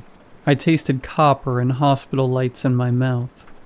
It is my duty, given by the goddess, to know the well-being of all your kind. He stared at a wall while walking and talking. I can see it all, John. The beating of your fragile hearts, the rushing of your oxygenated blood, the stretching of your worn muscles. You call me the surgeon, and you are right. I am a physician of sorts, perhaps a mortician, an apothecary. Who truly knows? Why would you ask about her? My hand was slowly reaching towards my radio, ready to press the panic button. Do not call for help, John. There is no need. I am not going to hurt you. He smiled as he looked around. I froze, my thumb hovering over the red button. His smile was too calm, too knowing. What? Before another word could escape, I felt my neck freezing, my joints locked in place. I managed to look down and see that red, thick liquid splattered across my chest. I do not make the medicine, John, he cooed as he stared at me. I pull it out of you. Blood is a wonderful thing. It can control your whole existence. My movements became more restricted. I felt my skin tightening until I couldn't even blink.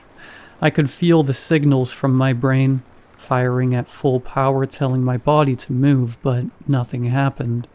I could feel the tendons and joints eagerly awaiting orders, trying to move on their own, but nothing happened. A faint groan escaped my clenched jaw. Oh, John, he tutted. It is okay. I am just going to stretch my legs. Do not worry. I am a man of my word.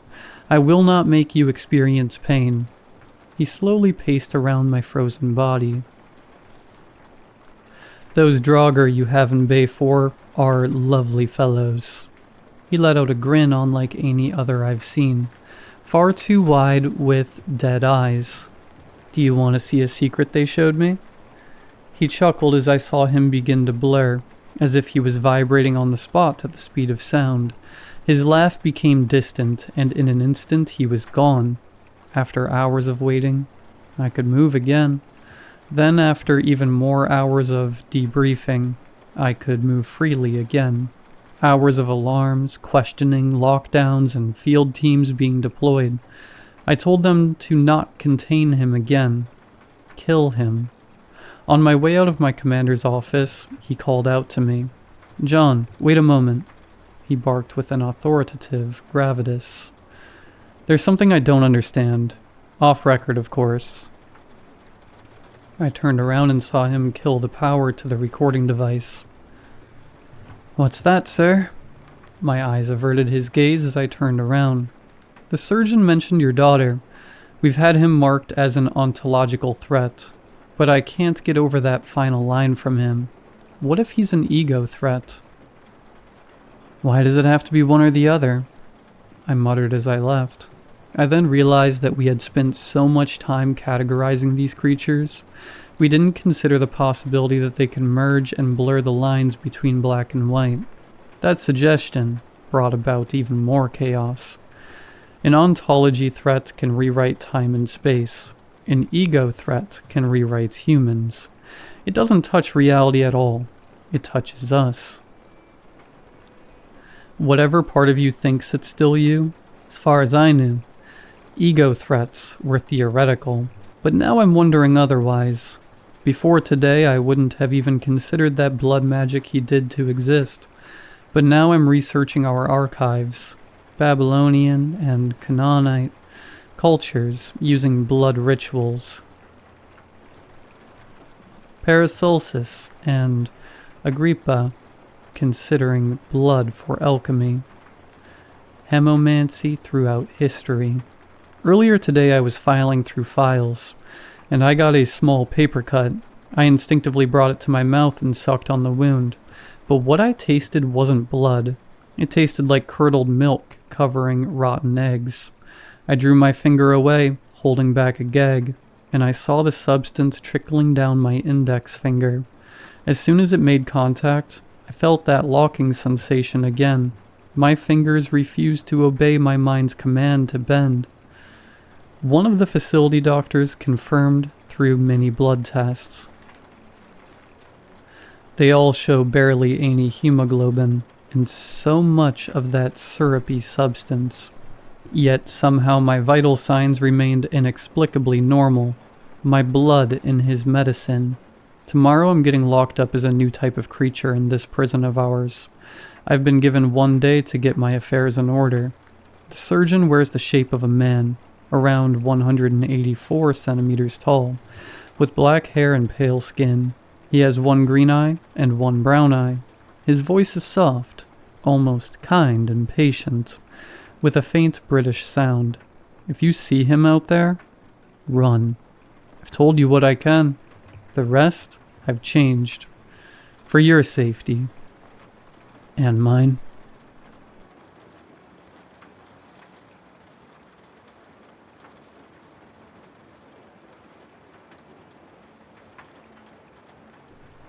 Me and my girlfriend went on a getaway, although it wasn't her in that cabin with me. So, my story begins with me and my girlfriend planning a little getaway. We had been thinking about it for a while and decided it was finally time. With both of our jobs becoming stressful and general life struggles, we took some of our savings and put it into a long weekend stay in the Lake District, Friday to Monday. The day before we were planning to leave, I noticed my girlfriend wasn't feeling the best. She said it was nothing physical, just a feeling she had. The way she described it, I can only see as nervousness, or even dread. I offered to postpone or even cancel altogether, but she insisted we go anyway. So, off we went.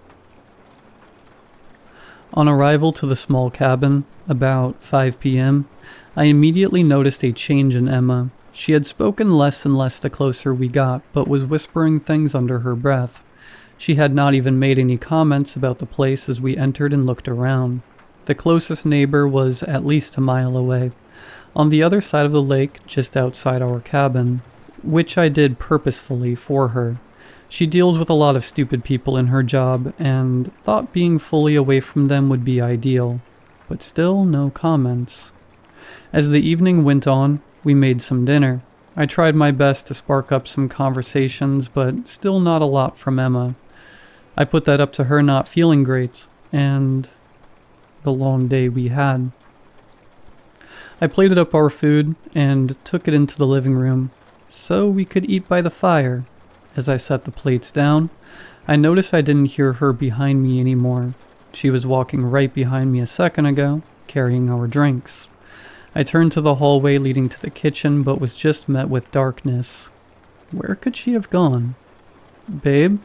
I called out, hoping I'd get a little response of, "Just forgot my phone in the kitchen," or something that would have made her change direction suddenly without mentioning it. But nothing. Just eerie silence with the occasional crackling of the fire. It wasn't a big deal, so I just sat down and began browsing for something for us to watch while we ate. It must have been 5 minutes since I called for her, and still not a single sound in the whole house. I called her name again, but still nothing. I listened intently, for a door to close, a toilet to flush, anything, until I heard a slow and deliberate creaking of a floorboard, just behind the sofa where I was sat. There was no way she could have gotten to that spot. She would have had to come from the corridor on my right leading to the kitchen. She would have to walk right by me to get to the hallway to the bedroom, which was directly behind me. I switched the TV off out of impulse to try and hear better, and then I froze. In the TV reflection, I saw my girlfriend, her hair dripping wet, clothes torn and drenched, and she was smiling, less than a foot behind my back. I jumped up and turned around, but no one was there. Not my girlfriend, not a puddle on the floor like I expected, but more creaking. Like she was stood right there, but I just couldn't see her. I stared intently down the hallway to the bedroom, not taking my eyes off of it, hopeful I would hear another creak to locate who or whatever that was I just saw. "Hey babe, are you okay?" A voice came from my left. I screamed and jolted backwards, almost knocking the food off the table. "Whoa, what's up? You look like you've seen a ghost," my girlfriend said to me with a small laugh. "Where did you come from?" "I had to pee. Is that okay with you?" she said sarcastically. I tried to slow my breathing as I sat down next to my now concerned girlfriend. "What happened?" "I thought I saw someone in the reflection." "Are you sure? Maybe it was just the coat rack next to the door. How many wines have you had again? I was reluctant to just dismiss it like that, but I agreed. Maybe my brain was making me see things just because I felt a bit creeped out. I just wanted this weird moment to be over. We sat and watched TV, but I couldn't help but feel like I was being watched, and every so often I heard the faintest dripping sound. The sound of water hitting wooden floorboards right behind me. We were getting ready for bed that night, and to be honest, I was still a little freaked out. I wanted to talk about it, but I didn't really know how to say, "Hey babe, why was you being a creepy shit in the TV reflection and then teleported?" So I didn't mention it again. I've always very much believed in ghosts and the paranormal, but Emma, not so much. So I didn't want to be dismissed or even laughed at, because it did sound insane. The night was fairly uneventful, a couple of sounds in the dark house that could have been explained away, so nothing to worry about. Maybe I truly didn't see what I thought I did earlier that evening, and this cabin wasn't haunted. With that, I closed my eyes and slept. I dreamt vividly about the lake, me and my girlfriend having a picnic right next to it. The sun was shining, birds chirping, a seemingly beautiful scene. We both stood up and ran up to the water's edge. I looked down, amused at the ripples in the water making us both look strange. Then the water calmed, and I focused on my girlfriend's reflection. In it, she was smiling, unnervingly wide, and her head rotated to stare at me, though her body remained forward.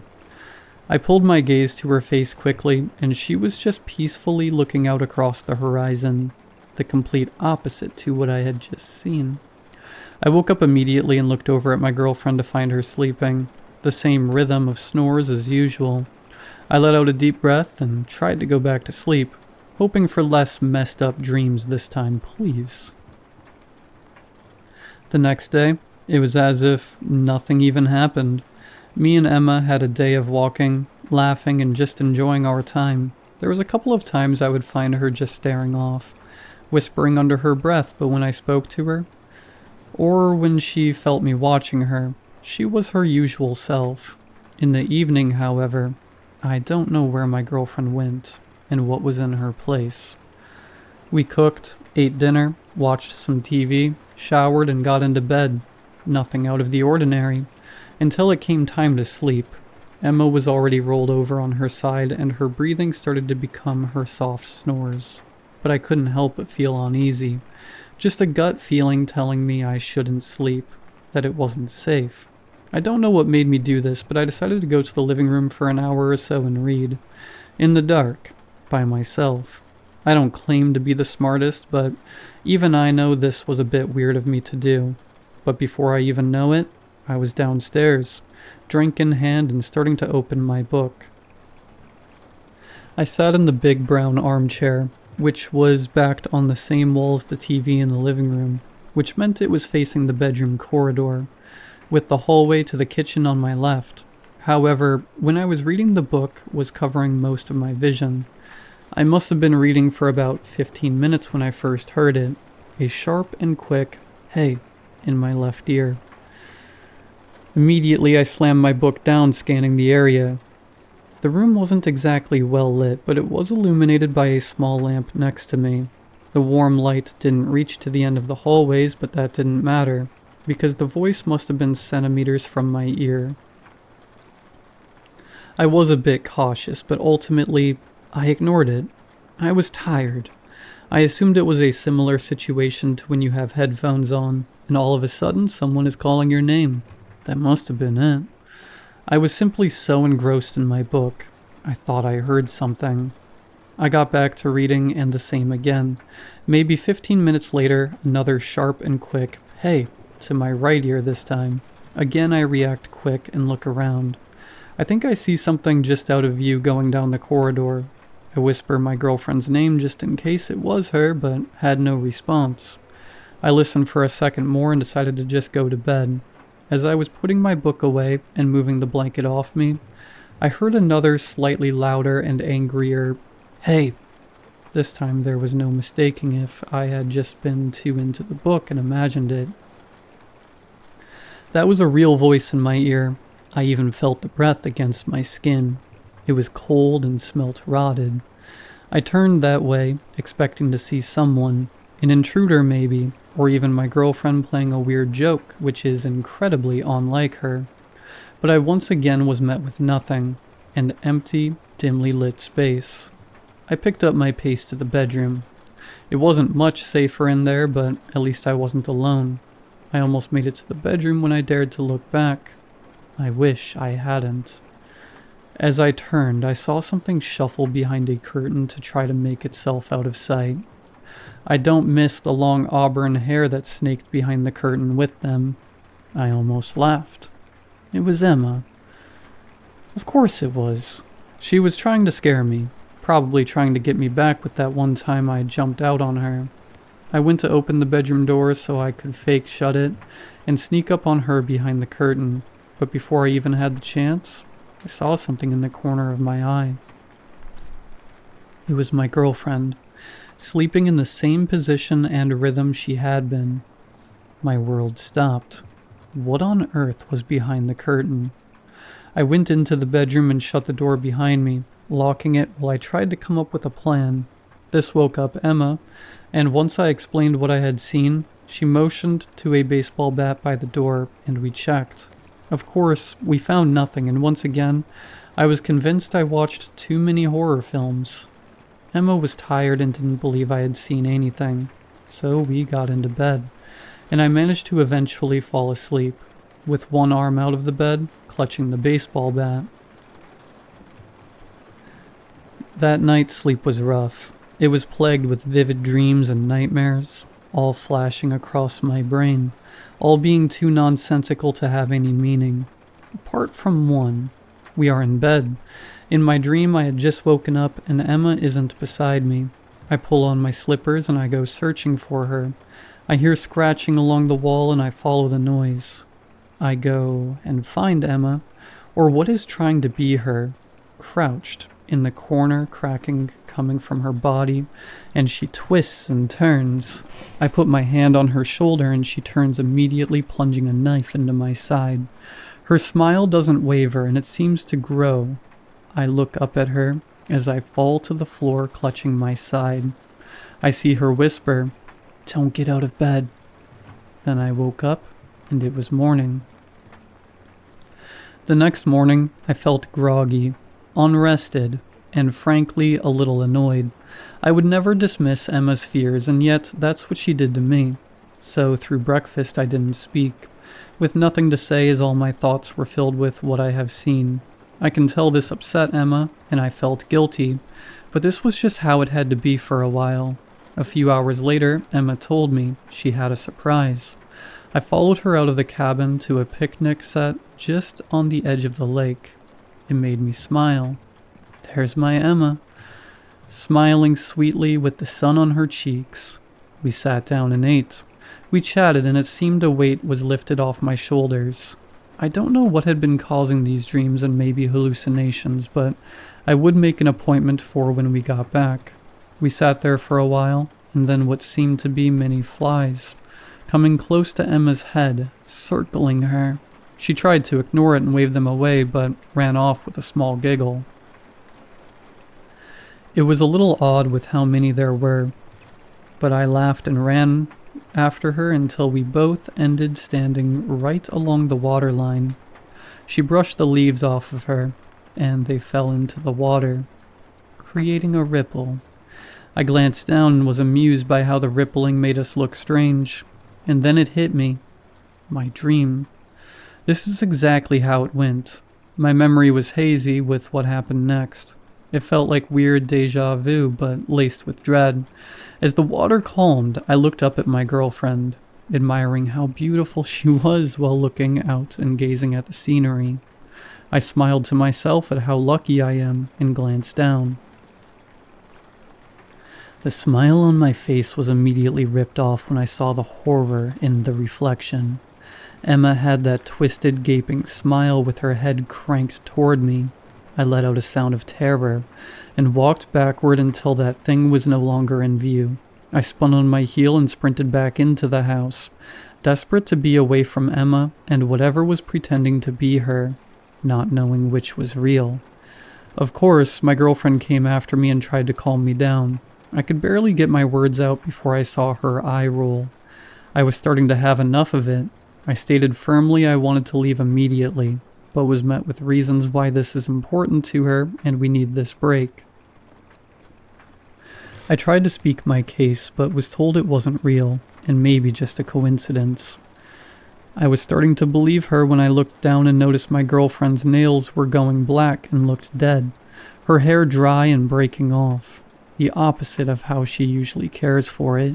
She looked different but the same, like a twin but who had been in the dark her whole life. I knew we needed to get out of here and fast, but I couldn't convince her. I was worried whatever had taken up residence in my girlfriend would act out, hurt her, so I comprised on the next morning. Just had to get through one more night. I went to bed scared for my girlfriend and very scared of her. I know she was still in there, so I tried to be patient and get us out of here as soon as I could without triggering anything.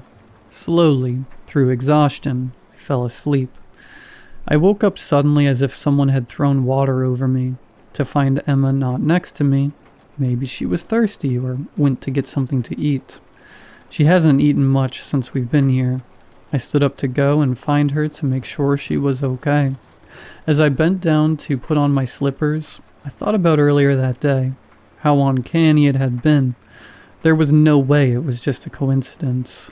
I had the exact dream and then it came true. I'm not sure what that meant, but it freaked me out. A thought flashed through my mind of a dream I had the night before. I froze. It came flooding back to me. Me waking up and finding Emma gone, searching for her, the scratching, her crouching, and then the knife. The memory hit me like a brick and I almost went dizzy. I reluctantly stood up, went to the door and twisted the handle. There's no way this is happening. My dreams aren't coming true, are they? That's impossible. But it did happen. Only once, maybe not this time. But I had to make sure my Emma was okay. I took a couple steps down the hallway, my breathing shallow and rapid, repeating to myself that it can't be real. I turned the corner and heard a faint noise. I strained to hear, but it got louder, and then it was unmistakable. It was scratching.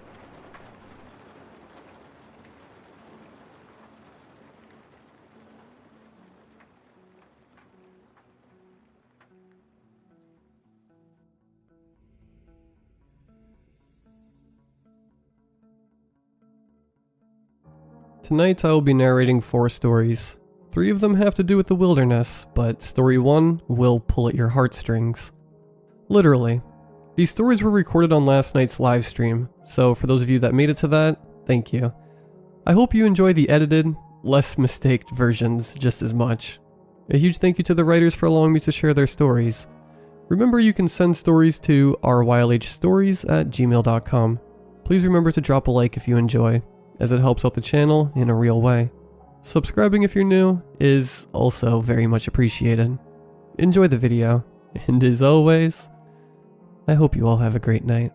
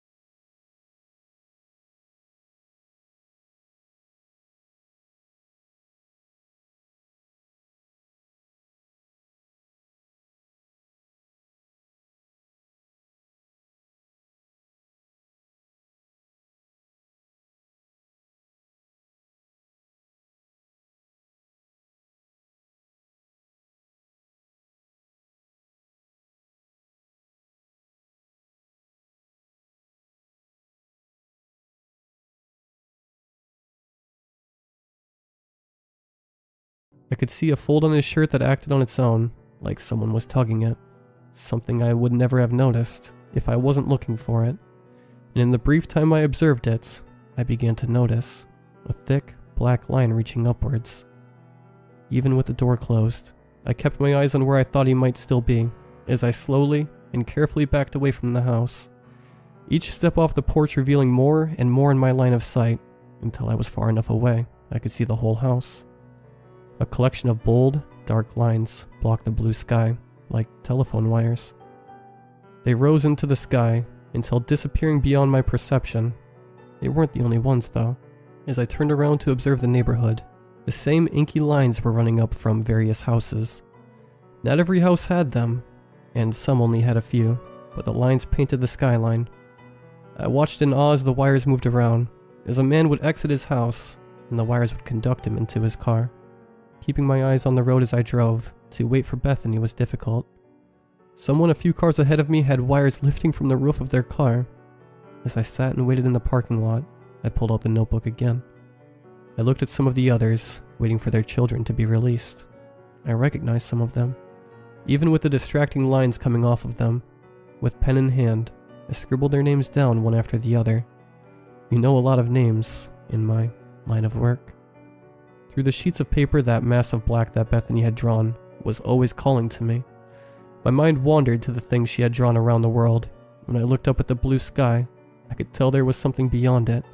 Something dark was tainting the once perfectly blue overhead.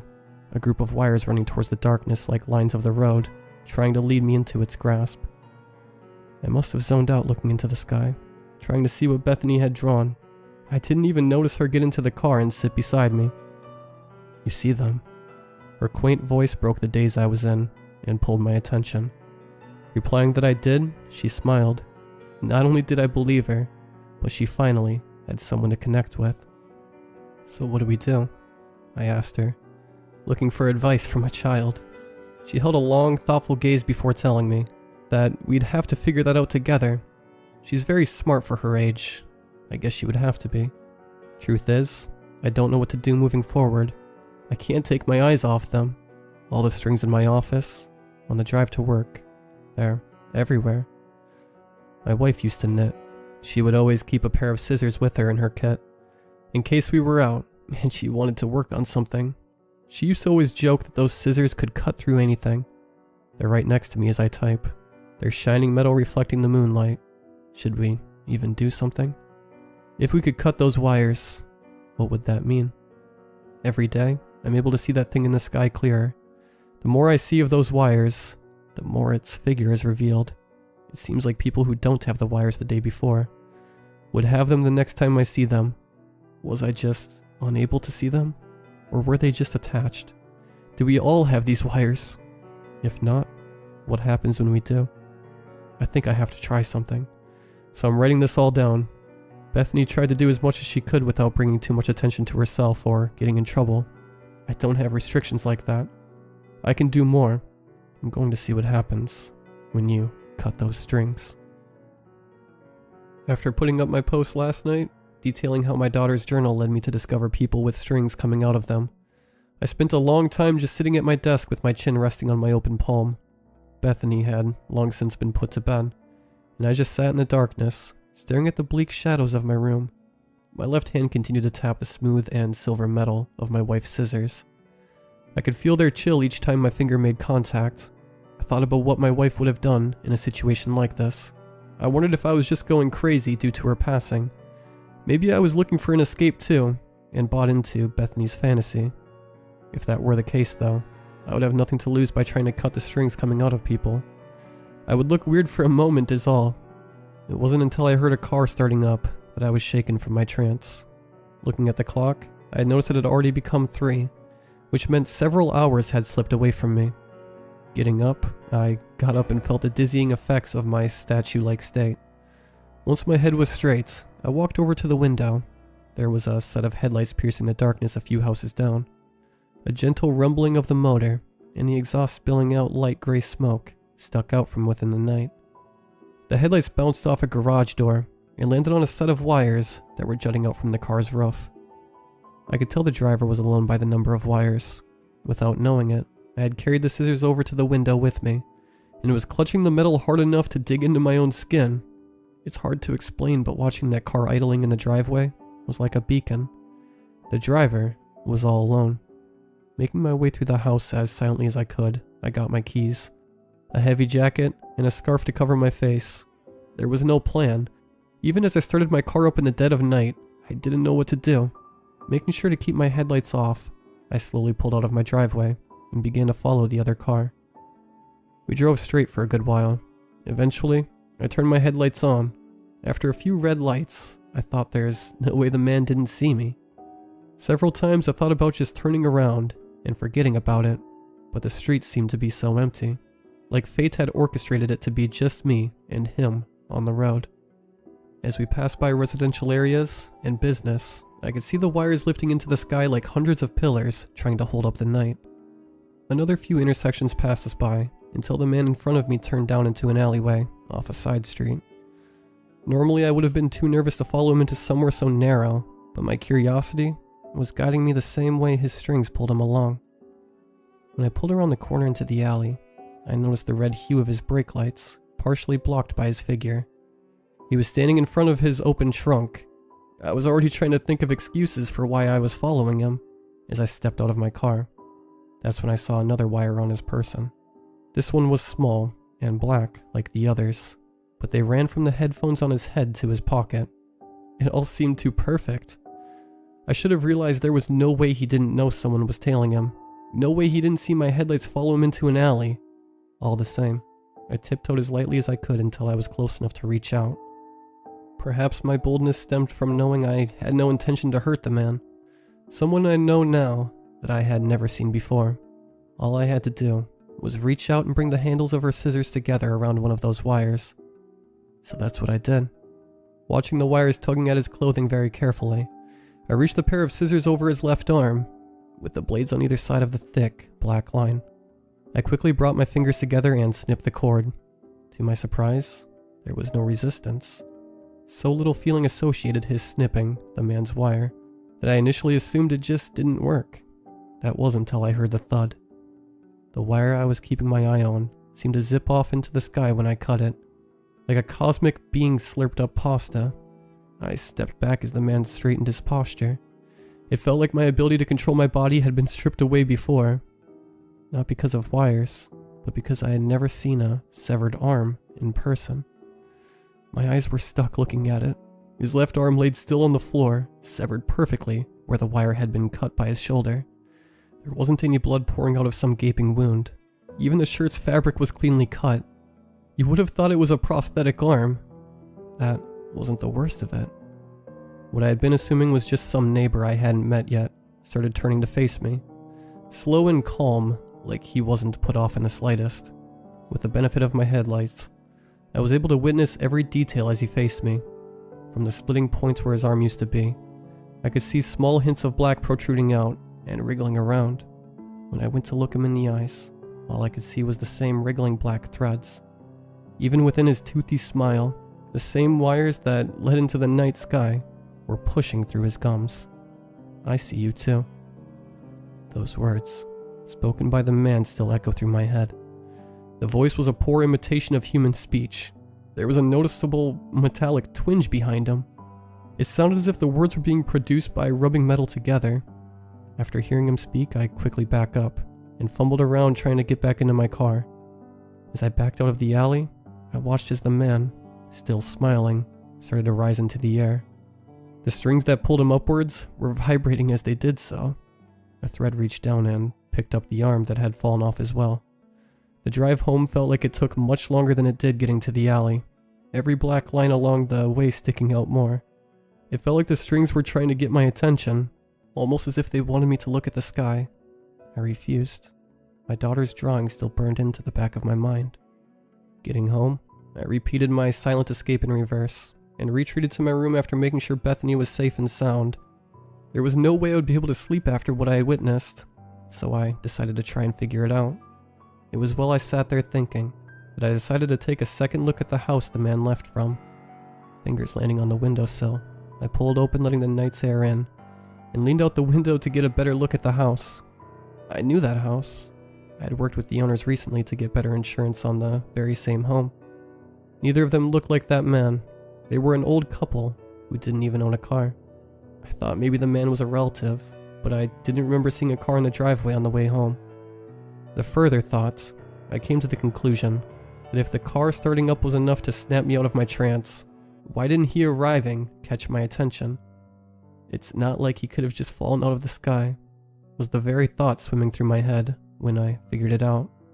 Leaving the house at 3, driving around town, and eventually pulling into an alley, paying no mind to me. I had to accept that I had very likely just been played. Even without threads tugging at me, I was played with like a puppet. It had scared me. That's what it wanted to do, I think. It's not that I hadn't noticed. I was just trying to ignore it. All the time I had been out driving, and even when I got home and looked out the window, there wasn't a single star in the sky.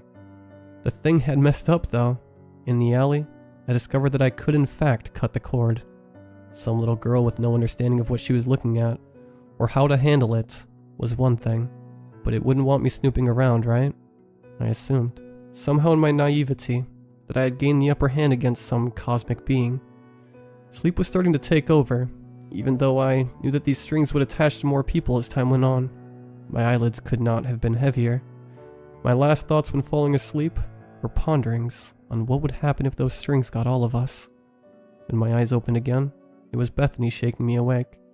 She had found me slumped over at my desk, and was worried since I always wake her.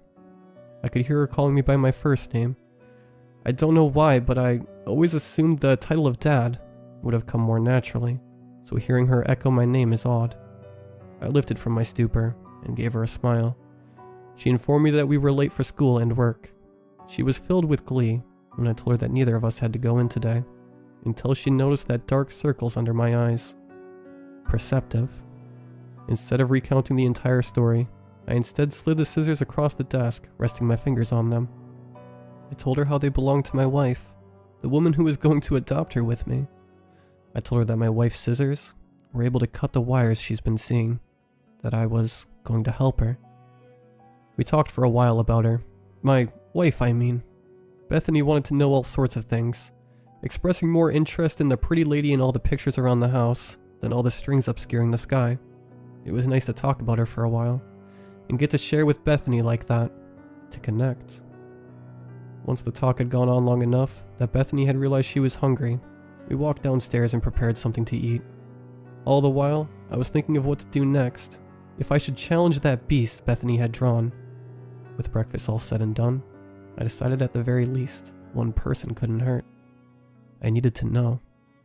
I remembered the family I had talked to about Bethany's issues in school, how they had invited her to party and decided I would head over there. That's where I first saw the wires after all. So before I knew it, my car was resting curbside by their house. Scissors stuffed in my pocket, I exited the car and walked up to their porch. I had called ahead of time, under the pretense of talking more.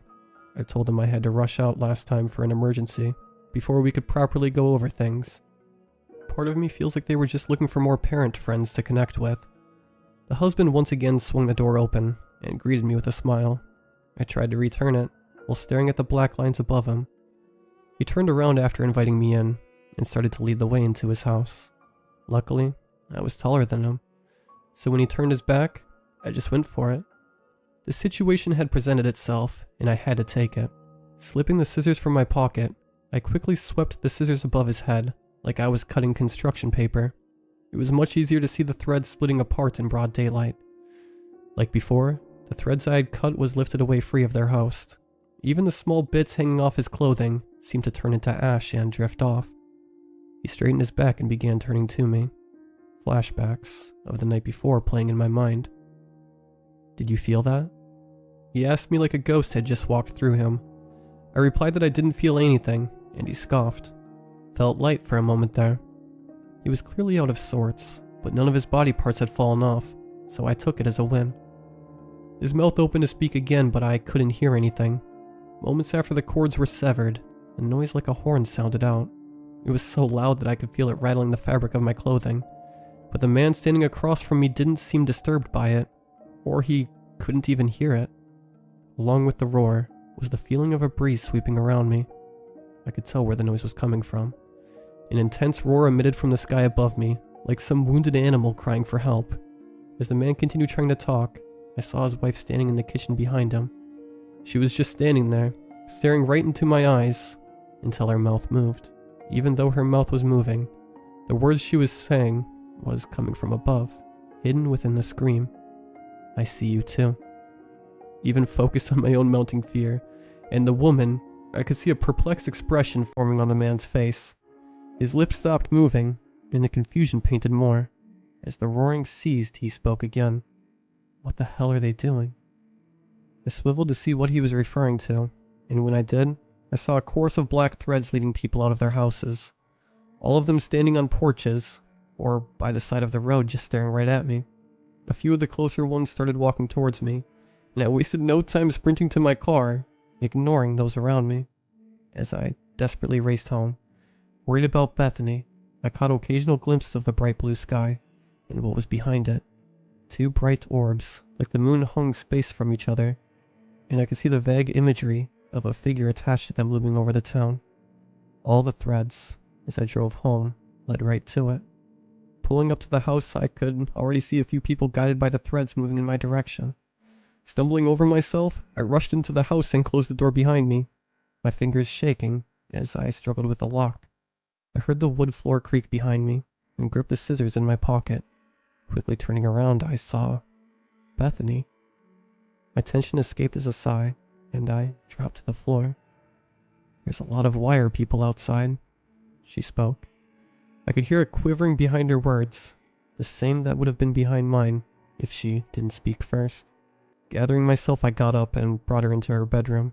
Wanting to calm her nerves, I told her that if we make a fort, they couldn't get us. We worked together putting pillows on top of each other and throwing the sheets over the top to close it off.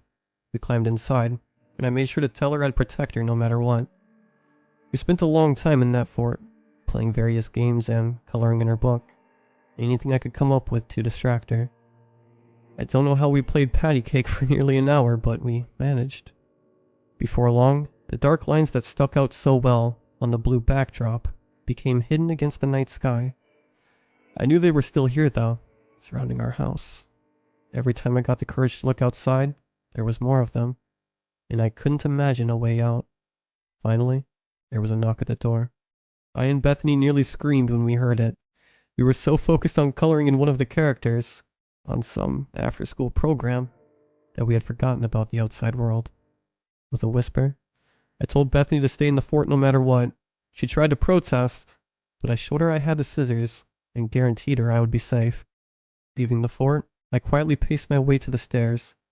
The knocking would periodically sound out during my slow descent down the steps, placing both of my hands on the door ready to brace it if something tried to break it down. Whatever good that'd do. I looked through the peephole. On the other side was... it was my wife, looking just like she did the day she left, the day she got into her accident. With the porch light illuminating her like a halo, I could see her fair skin and rosy cheeks. I know she died. I know that, but it's her. She's out here right now knocking on the door. She's asking if she can come in. I know she's dead. I can see the wires, but it's her. Maybe I can be with her again. I couldn't possibly express how long I was standing at the other side of that door. My hand gently pressed against the wood, feeling the occasional vibration. Time could have bled into absolute nothing around me, and I'd still be there with my eye pressed against the peephole. It was her. There was no doubt in my mind that my wife, or some semblance of her, was standing on the other side of the door. Her smile showing the teeth that had been cracked during the car crash, and a scar running down her face, stitched with wire. Most importantly, I could see the faint glimmering of her wedding ring. Every so often I would feel my hand sliding across the door. Heading towards the doorknob, I would just accept it. I could see the strings that controlled her movements. I knew my wife was dead, and she wasn't coming back. But if I went to meet her by her design, then maybe that would be okay. Minutes could have passed, or hours could have swept me by, before eventually my hand did fall on the handle. All it would take was one turn, and the door would unlock. There would be nothing between me and her. The other wired people standing outside would be free to flood into the house, and I'd be with her. My fingers tightened around the door handle, and like I was being manipulated, I began to turn. "Daddy?" Her voice sounded like it was whispered and carried by the wind, drifting ever so gently into my ears. With one turn, I was face to face with her, staring into the eyes of my baby girl, her hands nervously cusped together. Bethany's eyes reflected the remaining moonlight so powerfully. I thought she'd light the whole room. My hands still on the door handle, I stared into Bethany's eyes. I echoed my own words in my head about how I would trust her and protect her. How after moving from house to house, never knowing when she'd have to find a new family, that I would save her from that. Like it or not, we all have strings on us. Things that tie to us and pull us every which way, and sometimes it's hard to break free. Whether it's a job that makes you miserable, or it's an abusive relationship, we all have wires that pull us like puppets. Even something as hard as losing a loved one, or not having a consistent family. Looking at Bethany, I never saw strings, but they were there. But over time, I'll sever those too. I'll show her she doesn't need to fear connection. My ties were on the other side of the door. Ever since she'd passed, I'd been stuck, drifting from home to work like I was being tugged along. Even with Bethany, I had trouble feeling like I'd ever been free from that pain. But we don't need to be free of pain. We just need to stop letting it control us. I felt a softness I hadn't experienced in a long time, seeing Bethany standing there, worried she was about to lose me. With our eyes still locked, I twisted my hand and heard the firm click of the door unlocking. Then the door swung open. Standing firmly, I saw my wife, inches away from me with nothing between us. I saw the horde of wired puppets littering my lawn, watching just as Bethany was. My wife stepped forward, her movements slow and crooked. My desire to reach out and hold her, to embrace even just the memory burned hot. Another step forward. I could see the colors in her eye had faded since the last time I got lost in them. Another step forward. I was able to see the faint scuffs of dirt still clinging to her clothing, and the brown resting under chipped fingernails. Another step forward. The wooden side creaked under her weight. Her skin wasn't as pale as the first time I saw it. She was turning a sickly purple. She reached out her arms, gesturing for an embrace. I reached my arm out to her. One smooth movement swung over her head. Scissors in hand, I saw the wires split like a sword slicing through the water. All the wires that had been cut zipped into the sky, and the same shriek as last time followed it. This time though, I could see the other wires. All the strings connected to the other people. All vibrated when the creature above cried out. It causes pain. The body of my wife dropped to the dirt, and her colors began to shift until her entire body took on a metallic black. It was difficult to watch something resembling the woman I loved, falling apart until she was just a bundle of strings. I didn't have much time to think. As the wired people started making their advance, quickly I went over everything in my head. After all was said and done, all the conclusions I brought myself to, all I knew is my daughter is something special. All the names in her notebook were people she knew. She had personal connections to, even if it was faint, or if the possibility of a connection was there. She would put these names in her journal, even going as far to draw her social worker, someone who would be the closest to her. When she told me about everything, I started to see the strings just like she did. And then the strings began to spread faster, because I had connections all over the city. I was looking at Bethany again. I could hear the others stepping inside the house behind me. What would they do if they caught me? Put wires on me too? Make sure I could never make my own decisions? Never leave Bethany? How alone can one girl get before she desires connection so bad? How desperate can one man be to see his wife again? There was no cosmic entity, no great force from another dimension manipulating the people in a small town. There was just me and Bethany, our inability to cope with our fears of losing, terrified of change beyond our control. It was no wonder my wife's scissors could slice the threads above the people. I gave them the power to do so. Before the other wired individuals got close enough, I quickly stepped over to Bethany and knelt to her. She was worried I'd push her away if I discovered the strings she saw hanging over people's heads, so worried that I would send her back. Place yours on mine, I spoke, holding out my open palm. She hesitated at first, but eventually her small hand pressed against mine. The people behind me had stopped moving completely, or at least I couldn't hear them. I lifted my other hand and circled our touching hands. She looked at me curiously. I asked her if she could see the thread. She stared at me for a while as I continued wrapping our hands together. Her face lit up and she nodded her head. Help me tie it? She used her other, and together we tied the thin red string that I saw in my head around our hands. I smiled at her. She returned the expression. Now no matter what, we're tied together, okay? I questioned, hoping I was on the right track. Still beaming, she nodded her head. I heard the people behind me starting to stir again, creaking the wood as they moved. Anxious, I turned around to observe them walking. Only, they were leaving the house, and my heart became light. Standing up, still holding Bethany's hand, we walked to the front door and watched the citizens spreading out, the strings directing them home. Once all of them seemed far enough away, the strings that held them in chorus started lifting into the air. One after another, the people in town were being freed of their strings. Bethany had found her connection, something she can hold on to without forcing people to be with her. Well, I'll never get the knowledge that I don't get to be with my wife anymore. I have a light in my life again. A beaming little girl with a big heart and a dangerous imagination. As the night sky finally became vacant of those black lines I had come to know over the last few days, I couldn't help but think one thing. I'm not looking forward to in Bethany when he's a teenager.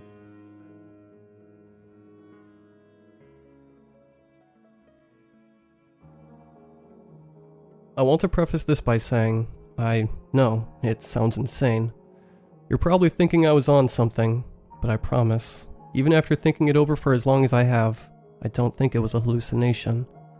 This is just, it really creeped me out, and I can't think of any explanation. I'm starting to feel like I'm running out of time. It was 2 weeks ago when I saw it. It was a Sunday, and the dog owner of a large and hyper German Shepherd, B. I make a point of taking extra long walks on this particular day. It tires her out just enough to keep her from barking throughout the night, and it gets me out of the house. I work from home most of the time, and it can get pretty suffocating sitting in one place for huge chunks of the day. I live close by to a bunch of mountain trails that have mostly been abandoned by the district council. It's out of the way of any major towns, even villages really. The closest thing being 15 or so minutes by car, so I guess they just sort of forgot they ever existed. The paths are overgrown and unruly, but it really isn't that bad once you get used to it.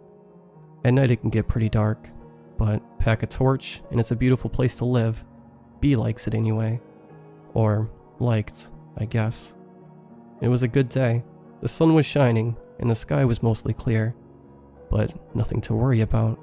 I take extra caution on cloudier days so that I don't get lost in the haze, but that day was just so clear that I can't still wrap my head around what I saw, or how I saw it. This is where I get extremely confused. I take the exact same path every time, so much so I can let my dog off her leash and let her run havoc along the trail. She's smart and knows them better than I do, so I can't understand how this had even happened, but I digress. We'd been walking for maybe 20 minutes. Bee's excitement about being outside slowing down to a curious trickle. She's never strayed far from me, but she was by no means a clingy dog.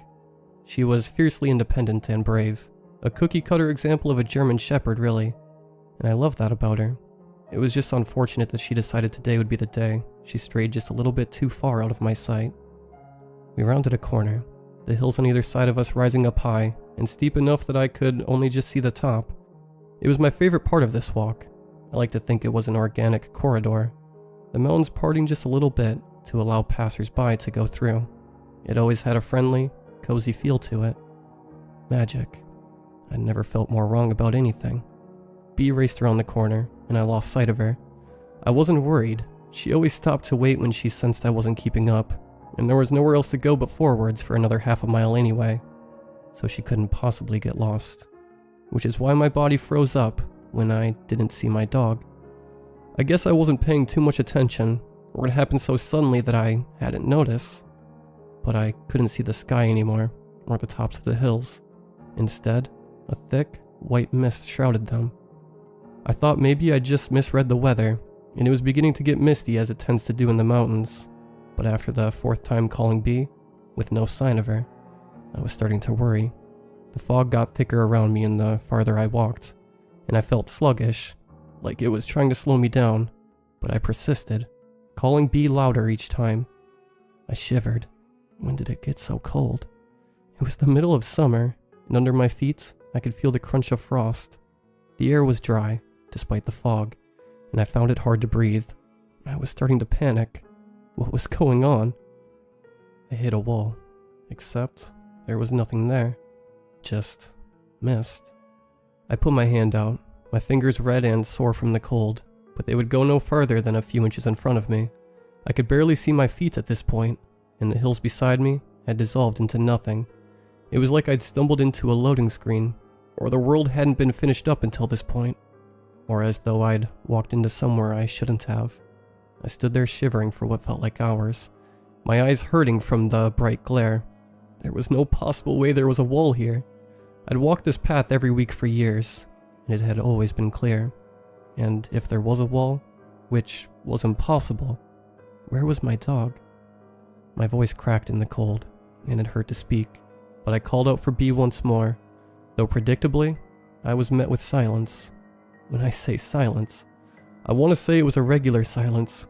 I really want to believe it was, and maybe it was just my panic in the moment, but it was like my voice had been swallowed up by the air, ripped from my throat, and silenced the second it left my mouth.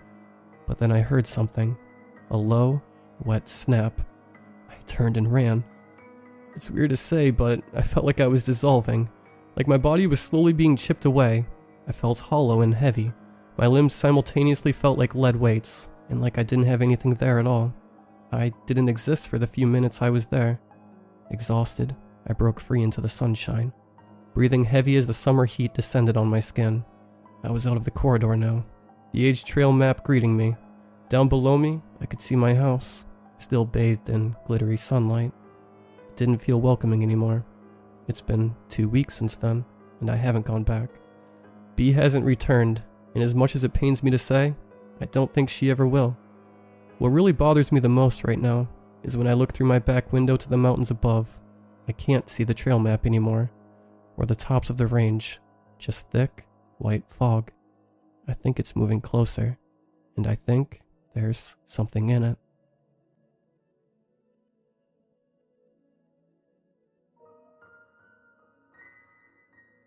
It was a cool, crisp August morning in 2017, and I thought it would be a good idea to take a few days off and go camping, which in hindsight was a bad idea. In my area of North California, the weather was to be stormy, but I just couldn't stay away. That morning I packed my bags and headed out. It took a few good hours to get to the spot that my grandfather had taken me to when I was younger. When I arrived, there was a slight breeze, and a hint of rain in the air. Nevertheless, I wouldn't let a little rain hold me back from what I loved doing. I grabbed my pack and my tent, locked my truck, and headed out into the woods. Before getting too far away from my truck, I checked my bag. I had brought enough food to last a few more days in the woods, checked if I had brought my medicine, and lastly, my gun, for bears of course. I never thought I would have to use it. I hoisted my bag onto my back and walked further. I had walked until I could barely see the outline of my truck. I wanted to be close enough to run to it in case anything happened, but far enough away for it to not bother me. I cleared a space for my tent and set it up. Side note, tents are a lot harder to set up with only one person. By the time I set up the tent, there was barely any light in the sky.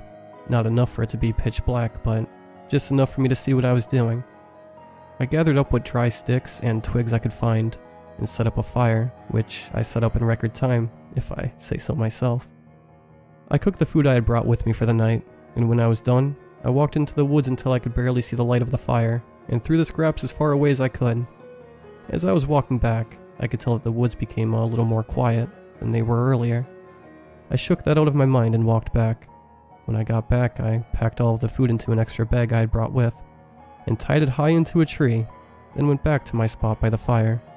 I opened my pack and went looking for my medicine, which was a decent-sized bag of weed and a bottle of Jack Daniels.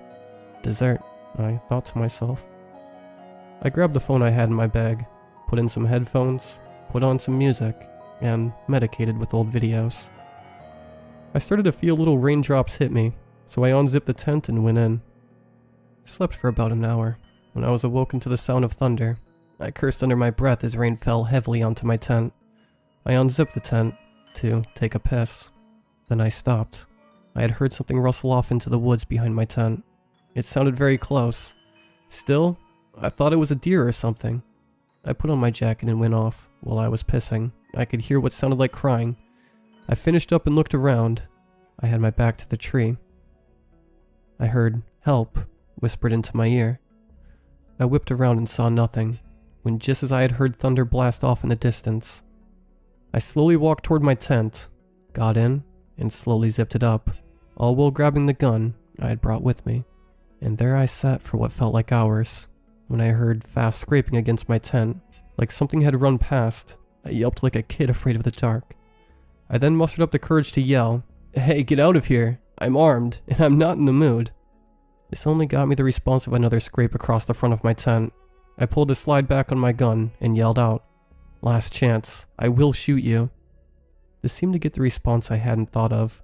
By the time the last word came out of my mouth, the back of my tent was cut open, and water came pouring in, soaking everything in the tent. This got me to turn where the slash had come from and fire. The woods went quiet as I unzipped the tent and went out next to where the fire had once been built up. I tripped over a log and landed with a sickening crack. I had just broken my left arm. I screamed out, and all that came back was a deep, distorted laugh, as if 100 people had all laughed as echoes from in a cave. I then was on my feet in the little clearing I had set up. I was able to pinpoint where the sound had come from. Behind my tent, an impossibly tall figure with very long arms stood. It was completely bald, and it wasn't wearing any clothes, and had what looked like blood being washed slowly off its body by the rain. In its face, it was impossibly large, a smile from ear to ear, but it looked like it had never smiled in its life. A flash of lightning revealed its eyes, small, pitch black, with little hints of grayish lights for eyes that seemed to pierce into my soul. It lifted its hand in a sort of mock wave. I lifted up my gun and shot it in the chest. It stumbled a little, and what came out of its mouth will haunt me for the rest of my days. What came out was an ear-breaking shriek. It narrowed its eyes at me, and in the crying voice I had heard before, it said, "Run." I took its advice, running to my truck and trying the door. Locked. I had forgotten the keys in my car. Just as I had realized my mistake, I heard a slam on top of my truck, and looked up to meet its eyes. I could smell it now. It reeked of BO and rotten meat. Its breath smelled like it had just crawled onto a sewer and ate all of the stuff inside. It had grabbed my broken arm and yanked, not enough to rip it off, but just enough to feel like it had. I fell to my knees and took another shot at it, this time at its face. I had hit it in its beady eyes. This got it to release my arm, and its hands to go up to its face. The same ear-breaking scream came, and I took that as my opportunity to run back and grab my keys. As I left, I couldn't leave my bag that I had gotten so long ago, so I slung it onto my back, which might be the only reason I'm here to tell you the story today. As I had started to run back to my truck, it had pounced on me from behind. It had started to rip into my back. I stuck the gun into its foot. Its foot was just dangling by the tendon. It shrieked and jumped off, leaving me with just enough time to get up and run to the truck, slamming the key into the door and getting in. As I put the keys in the ignition, I was blindsided as it had rammed my truck, folding the passenger door in and shattering the glass. It stuck its face and arm in to finish me off, but a shot to its shoulder sent it pulling back. It got onto my roof. As I turned the truck over and sped off onto the dirt path, I heard metal being sheared as it had fallen off, and I sped off into the night toward the nearest town. I arrived into the nearest town just as the overwhelming pain in my arm and back had started to make me pass out. Luckily for me, a police officer had stopped me before I could get too far into the town. He walked up as I was slumped into my seat, unconscious. When I woke up, it had been a full 2 days since the attack. Apparently you exhaust all of your energy when you're fighting for your life. They told me I was attacked by a bear, and no matter what I told them, they had simply insisted it was a bear. Later they told me I had broken my arm, had deep cuts on my back, 5 broken ribs, and the onset of hypothermia. and a fractured skull. Apparently my head hit the windowsill when it had smashed my truck. Truth be told, I was very lucky to be alive. Now when I tell you I will never go camping again, just believe it, because something lives out in those woods, and guns won't kill it.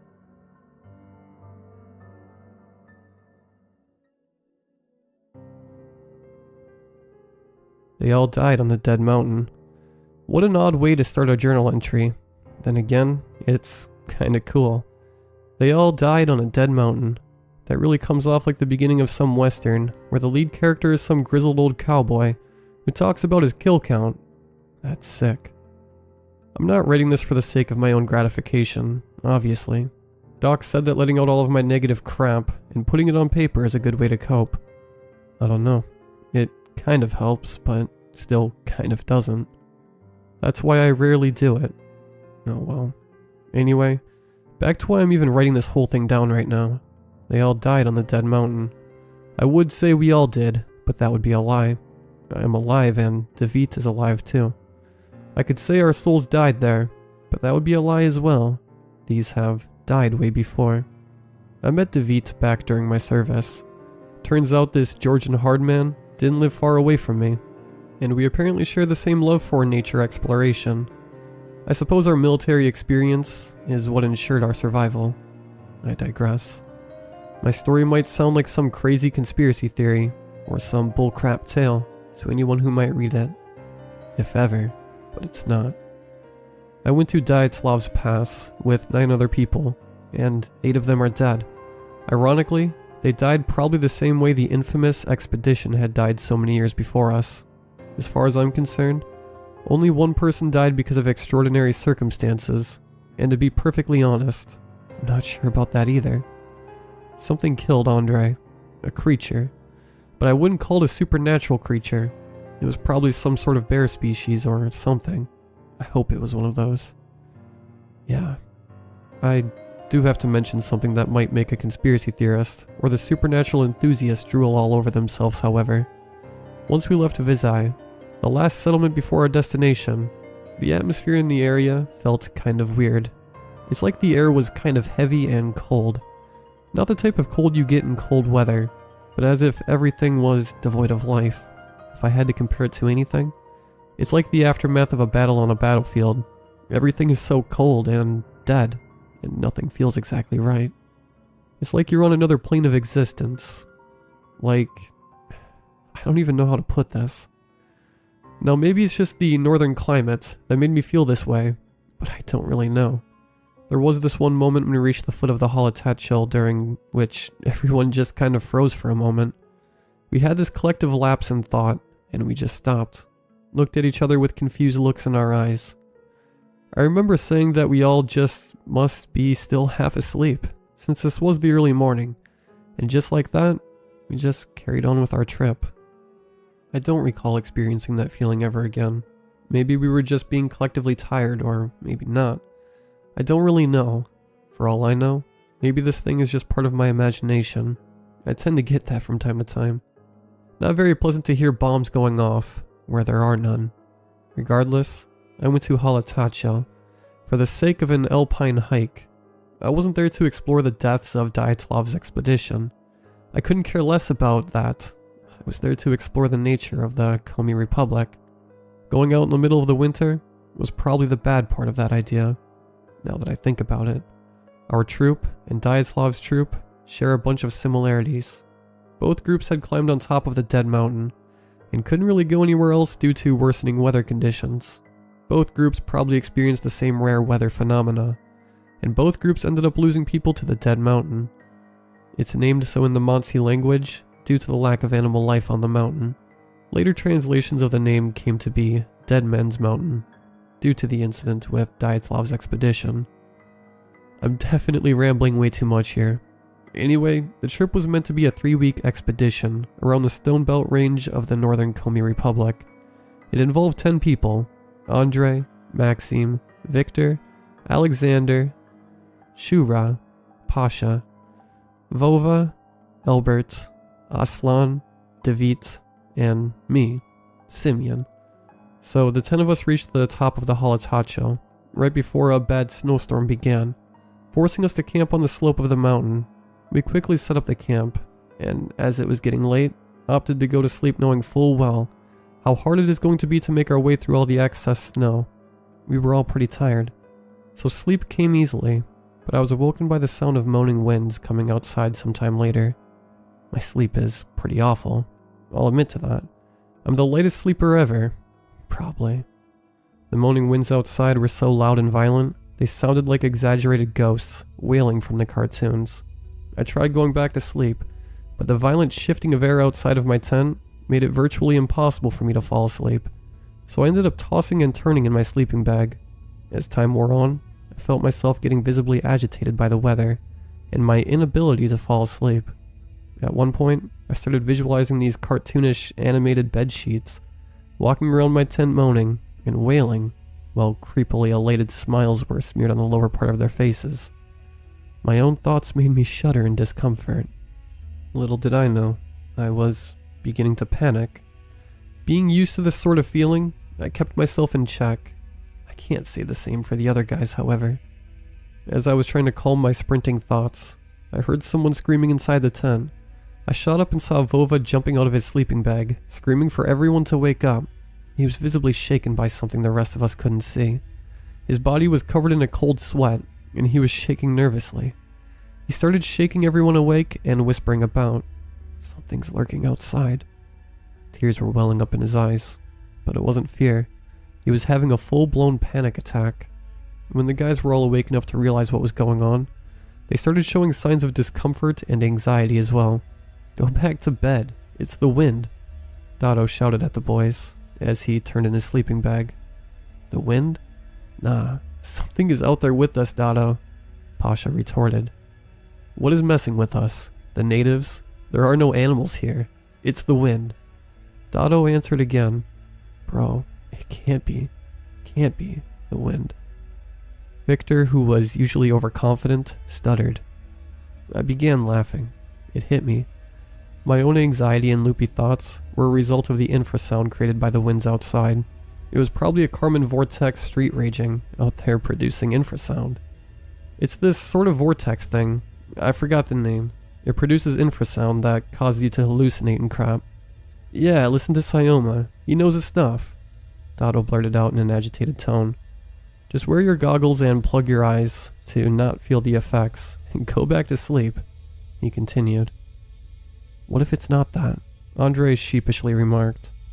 Dotto shot up. "Belkin, this is not one of your videos, dude. There are no monsters in the real world. Cover your eyes and ears and go back to sleep." We didn't like this side of Andre. He was making YouTube videos considering various conspiracy theories, urban legends and the like. That was fine, if he only kept it to himself, but the guy began to believe in all that bullcrap, coupled with his whiny high-tone voice and the occasional smartass attitude. He wasn't the most well-liked guy in our group. Yeah, it's probably the ghost of Dyatlov's troop, trying to scare us into leaving their resting place, Dotto remarked sarcastically. I burst out laughing. No one else did. They were visibly terrified of something neither David nor I could see or comprehend for that matter. I could see in his demeanor that the wind was affecting him too, but he was used to hiding his internal storms just like me. He laid back down into his sleeping bag and remarked, "Don't tear the tent apart if you're gonna run away from the Menks outside, and try to find a heroic prince to save your princess. Okay?" We all fell silent after that, as Dotto laid down again. Nobody had spoken. We just sat there in silence as the winds outside moaned and groaned. All eyes were seemingly focused on me. They were widened with terror and bloodshot from the lack of sleep. I began feeling my skin crawl, as everyone's eyes were seemingly focused on me. I felt as if they were staring straight into my soul, like a pack of hungry animals, salivating at the prospect of pouncing on their helpless favorite prey animal. I felt my heartbeat rising, even more than before. Chills ran down my spine as my body simmered. A cold drop of sweat developed at the top of my head, and slowly made its way down my forehead, and then across my face, but I did not dare to move. I was fixated on the malicious stares directed at me. This awkward situation lasted about a second all in all, but in my panicked state, it felt like hours had passed. The faces of my mates began contorting and twisting into impossibly wide smiles, and vile expressions of what I can only describe as sadistic joy. Sadistic joy at the expense of my fear. I felt as if my heart was going to explode out of my ribcage and paint the whole tent with my blood. The moment my ears were filled with some sort of unintelligible whispering, I knew something was wrong. I blinked, and my mates just sat there in front of me staring into space, consumed by anxious thoughts. I blinked again, and their eyes turned to me, producing a sickening crunching sound as their necks twisted and turned in my direction. Their faces were plastered with these disgusting clownish expressions of morbid delight as the whispering in my ears turned into muffled chanting. I blinked yet again, and they were back to their normal selves.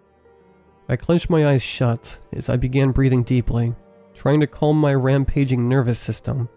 The infrasound was causing me to hallucinate. 4 breaths in, and I felt 2 frigid, bony claws land on my shoulders, sending shivers all over my back and arms. That's not real. It's just in your mind, I told myself. Thud. Something crashed, producing a loud thumping sound. One so loud it even drowned the moaning of the vortex outside. It was so loud, all of us were startled. The guys began getting up and talking about something. I didn't pay enough attention to notice what they were saying. I was focused on the storm raging inside of my mind. Everything outside sounded so meek and muffled. I could make out one of the guys saying, "It's just the snow," but I have no idea whom it was. By the time I felt I was calm enough to notice what was going on, most of the guys left the tent. I shook myself out of my self-imposed meditative trance to notice the tent was mostly empty, with Dotto laying in his sleeping bag, his eyes and ears covered. He was already asleep. And Andre, who was making his way out of the tent. He was barely dressed. I got up from my sleeping bag as he was making his way out. "The hell are you going like that, man?" He didn't respond. "Andre!" I called out as I ran towards his tent's entrance. "Belkin, where are you going?" "Hey, dude, wait a minute." Nothing. He just ran outside without even turning back to me. For a moment, I thought I'm hallucinating all over again, so I went to Dotto and shook him awake. He removed his ear flaps and mumbled, "Sup?" "Dude, did the hell just leave or am I losing my shit?" I croaked. He sat up, removing his goggles and wiping his eyes before looking around our shelter. "Crap," he mumbled to himself. The realization sank in. They all ran out. Most of them were poorly dressed. "Gotta get to them before they freeze to death," I said. Yeah. David was already ahead of me, putting on an extra layer of pants on top of his pajama trousers. We dressed up as quickly as we could and ran out of the tent, hoping to see any one of the guys before it was too late. Looking around frantically, we screamed the names of our mates, but no answer came. We started looking for some sort of a clue. Something. Some sort of a sign. Maybe even a human shadow. It took us almost 30 minutes to find footprints. We had followed the prints for a couple of 100 meters before they were completely covered by the heavy snowfall. Fucking hell. I angrily shouted out. Dotto was laughing his ass off at something. "What? What's so funny now?" "Dyatlev's Pass. What a wretched place." "Dotto, you're sick, man." "You and me both, Sayoma. You and me both." He chuckled. That's when he stopped and pointed his finger up in the air. "Did you notice that?" He asked me. "Shadow?" "Yeah." Something ran not far behind us, casting an oddly shaped shadow. We slowly turned around and started walking to our east. After a few minutes of walking, we were startled by some sort of whooping laughter. Something similar to a hyena, but not quite. "The hell?" I blurted out. David pressed his finger to his mouth, gesturing me to remain quiet, and then he pointed to the left. Following his finger, I saw Andre walking towards something that looked like a 4-legged statue. I nodded, and we quietly made our way towards Andre. He was quite the distance away from us, but we knew we could at least reach him and get him back to the tent and tend to him before something goes wrong. 15 seconds after we started sprinting towards him, I could finally make out this thing he was walking towards.